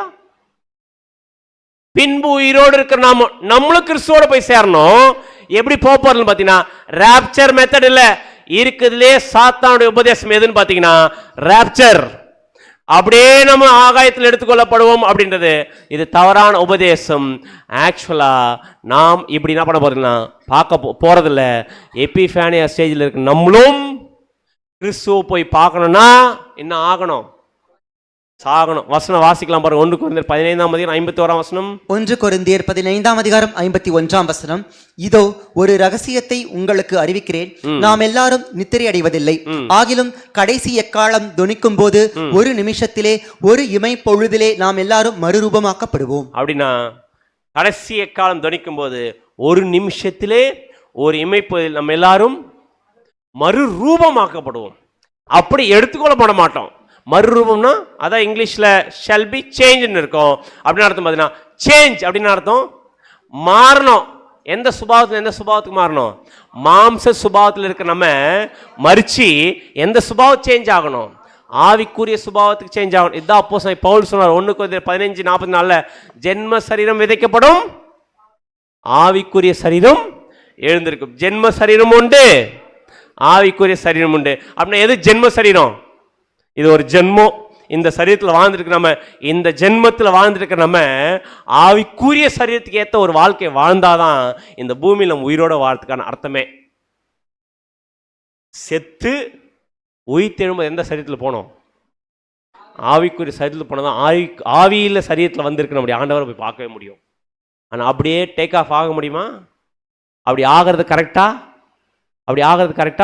அப்படி டேக் ஆஃப் ஆகி அப்படியே போகிறோன்னா பரலோகத்துக்கு, நம்ம மாம்சத்தில் அப்படியே போய் பரலோகத்துக்கு போய் சேர முடியுமா? வசனம் தெளிவாக இருக்குது. சகோதரி, நான் சொல்லுகிறது என்னவென்றால், மாம்சம் ரத்தம் தேவனுடைய ராஜ்யத்தில் சுதந்திரிக்க மாட்டாது. அழிவுள்ளது அழியாமையை சுதந்திரிப்பது இல்லை. அப்படின்னா இதில் தெளிவாக சொல்லிட்டாரு, மாம்சம் ரத்தமும் பரலோக ராஜ்யத்தில் போகிறதில்ல. தெளிவாக நமக்கு என்ன சொல்ல 1 கொரிந்தியர் 15:44 ஜென்ம சரீரம் விதைக்கப்படும், ஆவிக்குரிய சரீரம் எந்திரிச்சுக்கும். அப்படின்னா நம்ம டேக் ஆஃப் எல்லாம் என்ன பண்ணுறது? டேக் ஆஃப் எல்லாம் ஆகிறதில்ல. நம்ம செத்து இமை பொழுதுல ஃப்ராக்ஷன் ஆஃப் செகண்டில் இம்மிடியட்டாக எந்த சரீரத்துக்கு போய்டுவோம்? நம்ம ஆவிக்குரிய சரீரம். அப்போ தான் யாரை போய் பார்க்க முடியும்? கிறிஸ்துவ போய் பார்க்க முடியும். அப்படின்னா நம்முடைய ஆண்டவராக இயேசு கிறிஸ்து யாரை ரெடி பண்ணிருக்கிறார்? இப்போது நம்மளை ரெடி பண்ணிருக்காரு. எதுக்கு ரெடி பண்ணிருக்காரு? நம்ம கிறிஸ்து மாதிரி மரிச்சா ஆவிக்குரிய சரீரத்தை கொடுத்து கிறிஸ்துவோட சேர்க்கிற வேலையை பண்ணிருக்காரு. ஆனால் இந்த உலகத்தில் எப்படி இருக்கு சம்பவம் பார்த்தீங்கன்னா மிகுந்த உபத்திரம் இருக்குது. வசனம் வாசிக்கலாம். லூக்கா 21ஆம் அதிகாரம் 25ஆம் வசனம். லூக்கா 21ஆம் அதிகாரம் 25ஆம் வசனம். சூரியனிலும் சந்திரனிலும் நட்சத்திரங்களிலும் அடையாளங்கள் தோன்றும், பூமியின் மேல் உள்ள ஜனங்களுக்கு தத்தளிப்பும் இடுக்கணும் உண்டாகும், சமுத்திரமும் அலைகளும் முழக்கமாயிருக்கும். அப்படின்னா மிகுந்த உபத்திரம் இருக்குன்னு சொல்றார். இந்த உபத்திரம் உலக ஜனங்களுக்கு எப்படி இருக்கும்? இந்த உபத்திரம் உலக ஜனம் எப்படி இருக்குன்னு பார்த்தீங்கன்னா சாதாரண உபத்திரமா இருக்க போறதுல இப்போ எப்படி தெருவா நம்ம சிலிண்டருக்கு அலையிறோமோ அதை விட இன்னும் மோசமாக போக போகுது. ஃபினான்ஷியலியும் கஷ்டமாக போகும்போது, பொருளாதாரத்திலும் மதத்திலும் சமுதாயத்திலும் அரசியலும் மிகப்பெரிய உபத்திரவத்துக்குள்ள போகும்போது ஜனங்கள் மிகப்பெரிய கஷ்டத்துக்குள்ள போகிறாங்க. ஏன்னா இந்த ஒரு கிளீன்சிங் ப்ராசஸ் நம்முடைய ஆண்டவராகிய இயேசு பண்ணி ஆகணும். வசனம் வாசிக்கலாம். லூக்கா 21ஆம் அதிகாரம் 26ஆம் வசனம். 26ஆம் வசனம். வானத்தின் சத்துவங்கள் அசைக்கப்படும், ஆதலால் பூமியின் மேல் வரும் ஆபத்துகளுக்கு பயந்து எதிர்பார்த்து இருக்கிறதினால் மனுஷருடைய இருதயம் சோர்ந்து போகும். என்ன ஆயிடுமாமா? இப்பே சோர்ந்து போச்சு நம்ம ஆளுங்களுக்கு. 2 நாளைக்கு சிலிண்டர் கிடைக்கணுன்னே அதுக்கே சோர்ந்து போச்சு. அடுத்த வருஷம்லாம் கிடைக்குமா கிடைக்காதான்ற அளவுக்கு. ஆனால் இதை விட இன்னும் கொடூரமான காலம் வரப்போகுது. ஆனால் அந்த காலத்துக்குள்ளெல்லாம் நம்ம என்ன பண்ணக்கூடாது? வெயிட் பண்ணக்கூடாது. அதுக்கு முன்னாடி யார் போய் ஆகணும்? நம்ம மறிச்சு போனோம். அப்படியெல்லாம் என்ன பண்ணக்கூடாது? டேக் ஆஃப் ஆகக்கூடாது. வசன வாசிக்கலாம். ஆகாய் 2ஆம் அதிகாரம் 6-7. ஆகாய் 2ஆம் அதிகாரம் வசனங்கள் 6 மற்றும் 7. சேனைகளின் கர்த்தர் சொல்லுகிறார், கொஞ்ச காலத்துக்குள்ளே இன்னும் ஒரு தரம் நான் வானத்தையும் பூமியையும் சமுத்திரத்தையும் வெட்டாந்தரையையும் அசைய பண்ணுவேன். அப்படின்னா எப்போ நடக்கிற சம்பவம் பார்த்தீங்கன்னா, எப்போ 140,000 பேர், அதாவது எபிஃபானியா ஸ்டேஜில் இருக்கிற அவருடைய சரீரமாகிய சபை மகிமை அடைந்து கிறிஸ்துவோடு போய் சேர்ந்துறாங்களோ, சேர்ந்துட்டதுக்கு அப்புறமா என்ன வர ஆரம்பிச்சுன்னு பார்த்தீங்கன்னா, சேனையில் கர்த்தர் சொல்லுகிறார், கொஞ்ச காலத்துக்குள்ளே இன்னும் ஒரு தரம் நான் வானத்தையும் பூமியையும் சமுத்திரத்தையும் வெட்டாந்தையும் அசை பண்ணுவேன், சகல ஜாதிகளையும் அசை பண்ணுவேன், சகல கோத்திரத்தாலும் விரும்பப்பட்டவர் வருவார், இந்த ஆலயத்தை மகிமையினால் நிரப்பணும். எந்த ஆலயத்தை? 140,000 பேர் அந்த ஆலயத்தை மகிமையினால் நிரப்ப பண்ணுவார். அப்படின்னா இங்க அழகா சொல்லப்பட்டிருக்கு, சகல ஜாதிகளையும் அசைக்க பண்ணுவேன், சகல ஜாதிகளாலும் விரும்பப்பட்டவர் வருவார் இருக்கு இல்லைங்களா. ஆக்சுவலா பின்னாடி வர்ற மாதிரி இருக்கு இந்த வசனம். ஆக்சுவலா எதை பத்தி பேசுன்னு பாத்தீங்கன்னா, கிறிஸ்துடைய 2ஆம் வருகை பத்தி பேசல, கிறிஸ்துடைய ராஜ்யம் உலக ஜனங்கள் விரும்புற ராஜ்யம் வரும்ன்றத சொல்லுது. அதான் நம்ம திருவிழியத்தில் வாசிக்கலாம் பாருங்க. திருவிவிலியம், அப்போது வேற்றினத்தார் அனைவரின் விருப்பத்திற்குரியவைகளும் இங்கு வந்து சேரும். வேற்றினத்தார் அப்படின்னா மற்ற ஜனங்கள் விரும்பக்கூடிய ராஜ்யம் என்ன பண்ணும், கண்டிப்பா வந்து சேரும். அப்படின்னா சபை முடிஞ்சாதான் இந்த உலகத்துக்கு என்ன வரும், மகா உபத்திரம் வரும். கரெக்டா, மகா உபத்திரம் வரும். அந்த மகா உபத்திரத்தை நடத்துறதே கிறிஸ்துவும் 140,000 சபையும் சேர்ந்து அந்த உலகத்துக்கு மகா உபத்திரத்தை நடத்த போறாங்க. அந்த உபத்திரம் நடந்து முடிஞ்சோடனே உலக ஜனங்கள் எல்லாருக்கிட்டேயுமே பழைய கவர்மெண்ட் செட்டப் அழிச்சிட்டு புதிய ராஜ்யம் கிறிஸ்துவும் சபையும் ஸ்தாபிக்க போற அந்த ராஜ்யத்துக்குள்ளற ஒட்டுமொத்த உலகத்திலும் உயிர்த்தெழுந்து வரும்போது அப்ப தெரிஞ்சுக்க போறாங்க யார் வந்துட்டது. அப்ப யாருக்கு தெரியும் பார்த்தீங்கன்னா, ஒட்டுமொத்த உலக ஜனங்க தெரிஞ்சுக்க போறாங்க. அது என்ன stage, 3rd stage, apocalypse stage. எல்லாருக்கும் தெரியுற மாதிரி என்ன பண்ண போறார், வந்து வேலை செய்ய போறார். அதான் வசனம் வாசிக்கலாம். ரோமர் 8ஆம் அதிகாரம் 19ஆம் வசனம். ரோமர் 8ஆம் அதிகாரம் 19ஆம் வசனம். மேலும் தேவனுடைய புத்திரர் வெளிப்படுவதற்கு சிருஷ்டியானது மிகுந்த ஆவலோட காத்துக் கொண்டிருக்கிறது. ஒட்டுமொத்த உலக ஜனங்கள் வெயிட் பண்ணுகிறாங்களாமா. யாருக்காக, யாருக்காக? சர்வ சிருஷ்டியும் ஏகமாய் தவித்து பிரசவ வேதனைப்படுதாமா. எதுக்குன்னு பாத்தீங்கன்னா, சிருஷ்டியானது மிகுந்த ஆவலோட காத்திருக்கு. யாருக்காக? தேவனுடைய புத்திரர் வெளிப்படும். யாருங்க தேவனுடைய புத்திரர்? 144,000 பேர் முடிஞ்சாதான் ஒட்டுமொத்த உலக ஜனங்களுக்கும் என்ன வரும், என்ன வரும், ஒரு மிகப்பெரிய ஆசிரியம். அதான் பார்க்குறோம். மேலும் தேவனுடைய புத்திரர் வெளிப்படுவதற்கு, வெளிப்படுதல் அப்படின்னா பார்த்தீங்கன்னா இதுதான் அப்போகலிப்சிஸ் அப்படின்ற கிரேக்க வார்த்தை. இந்த அப்போகலிப்சிஸ் வந்துருச்சுன்னா ஆட்டோமேட்டிக் ஒட்டுமொத்த உலக ஜனங்கள் உயிர்த்தெழுந்து வர ஆரம்பிச்சுவாங்க. உண்மையான தேவன் யாரு, கிறிஸ்து யாரு, எப்போ வந்தாரு, என்ன பண்ணாருன்னு எல்லாமே எப்போ தெரியும் உலக ஜனங்களுக்கு அப்போகலிப்ஸ் ஸ்டேஜில் தெரியும். அதான் வசனம் வாசிக்கலாம். ஏசாயா 52ஆம் அதிகாரம் 10ஆம் வசனம். ஏசாயா 52ஆம் அதிகாரம் 10ஆம் வசனம். எல்லா ஜாதிகளின் கண்களுக்கு முன்பாகவும் கர்த்தர் தம்முடைய பரிசுத்த புயத்தை வெளிப்படுத்துவார். பூமியின் எல்லைகளில் உள்ளவர்கள் எல்லாரும் நமது தேவனுடைய ரட்சிப்பை காண்பார்கள். ஒட்டுமொத்த உலக ஜனங்களுக்கும் அவருடைய சரீரமாகிய சபை 140,000 யார் யார் அப்படின்றத அவருடைய நாமங்களை ரிவீல் பண்ண போறாரு. அப்படி ரிவீல் பண்ணும்போது யார் பேர் இருக்கணும், நம்ம பேர் இருக்கணும். இல்லைன்னா இங்க வந்து சத்தியம் கேட்கறதே பெஸ்ட். அப்படின்னா பூமியின் எல்லைகளில் உள்ளவர்கள் எல்லாரும் நமது தேவனுடைய ரட்சிப்பை என்ன பண்ணுவார்கள், காண்பார்கள். அந்த இந்த ஸ்டேஜ் அப்போகலிப்ஸ் ஸ்டேஜ். இன்னொரு கடைசி அந்த வசனம் வாசிக்கலாம். 2 தெசலோனிக்கேயர் 1ஆம் அதிகாரம் 7ஆம் வசனம் 8ஆம் வசனம். 2 தெசலோனிக்கேயர் 1ஆம் அதிகாரம் வசனங்கள் 7 மற்றும் 8. தேவனை அறியாதவர்களும் நம்முடைய கர்த்தராகிய இயேசு கிறிஸ்துவின் சுவிசேஷத்திற்கு கீழ்ப்படியாதவர்களுக்கும் நீதியுள்ள ஆக்கினையை செலுத்தும்படிக்கு கர்த்தராகிய இயேசு தமது வல்லமையின் தூதரோடும் ஜுவாலித்து எரிகிற அக்னியோடும் வானத்திலிருந்து வெளிப்படும் போது அப்படியாக நம்முடைய ஆண்டவராகிய இயேசு அப்போகலிப்ஸ் ஸ்டேஜ்ல உயிர் தேர்ந்து வரக்கூடிய ஜனங்கள் சொல்லக்கூடிய சத்தியத்துக்கு, நீதியான விஷயத்தை கீழ்ப்படியலனா அவங்களுக்கு என்ன கிடைக்கும், ஃபியூச்சர்ல மிகப்பெரிய 2ஆம் மரணம் கூடிய அழிவு ஃபியூச்சர்ல கிடைக்கும். இந்த வேலையை எப்போ நடத்த போறாரு பார்த்தீங்கன்னா அப்போகலிப்ஸ் ஸ்டேஜில் நடத்த போறார். அப்படின்னா இப்போ எத்தனை ஸ்டேஜஸ் இருக்குது, 3 ஸ்டேஜ். பெரோசியா, எபிஃபானியா, அப்போகலிப்சஸ். பெரோசியானா என்ன ஸ்டேஜ், எந்த டைம் பீயிங் 1874 இருந்து பரோசியா ஸ்டேஜ். இப்போ நம்ம இருக்கிறது எபிஃபேனியா ஸ்டேஜ். அடுத்து வரப்போகிறது அப்போகலிப்ஸ் ஸ்டேஜ். அப்படின்னா இந்த 3 ஸ்டேஜில் நம்ம இருக்கிற ஸ்டேஜ் தான் இப்போ ரொம்ப முக்கியமான ஸ்டேஜ். ஆல்ரெடி இயேசு கிறிஸ்து என்ன பண்ணிட்டார், வந்து அவர் வேலையை ஸ்டார்ட் பண்ணிட்டார். இப்போ யாருடைய வேலையை ஸ்டார்ட் பண்ணியிருக்காருன்னு பார்த்தீங்கன்னா நம்மளை க்ளீன் பண்ணக்கூடிய ப்ராசஸ் ஸ்டார்ட் பண்ணியிருக்கிறார்.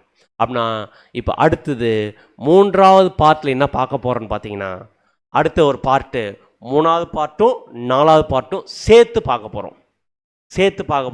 என்ன பார்க்க போகிறோன்னு பார்த்தீங்கன்னா, நம்முடைய ஆண்டவராக இயேசு கிறிஸ்து வந்துட்டாருன்னா, அவர் இவ்வளோ வேலைகள் நமக்காக பண்ணுறாருன்னா நம்ம அவருக்காக என்ன பண்ணணும் இருக்கா இல்லையா? அவருக்காக இவ்வளோ தூரம் நமக்காக பண்ணியிருக்காருன்னா நம்ம இப்போ பண்ண வேண்டிய வேலை என்ன? அப்படின்றத கண்டுபிடிக்கிறதுக்கு எத்தனாவது பார்ட்டுக்குள்ளே போகிறோம் பார்த்தீங்கன்னா 3வது பார்ட்டு 4வது பார்ட்டு சேர்த்து ஒரு செக்ஷன் நம்ம பார்த்து முடிக்கலாம். ஸோ பொறுமையாக கேட்ட உங்கள் அனைவரையும் தேவன் தாமே ஆசீர்வதிப்பாராக. ஸோ ஒரு 15 மினிட் பிரேக்கு. மறுபடியும் எத்தனை மணிக்கு வந்து சேரலான்னு பார்த்தீங்கன்னா 7:15 வந்து நம்ம எல்லாருமே வந்து சேரலாம். ஸோ எவ்வளோ சீக்கிரம் வர்றோமோ அவ்வளோ சீக்கிரம் அடுத்த பார்த்து நம்ம முடிக்கலாம். தேவன் தாமே நம்ம அனைவரையும் ஆசீர்வதிப்பாராக. ஆமென்.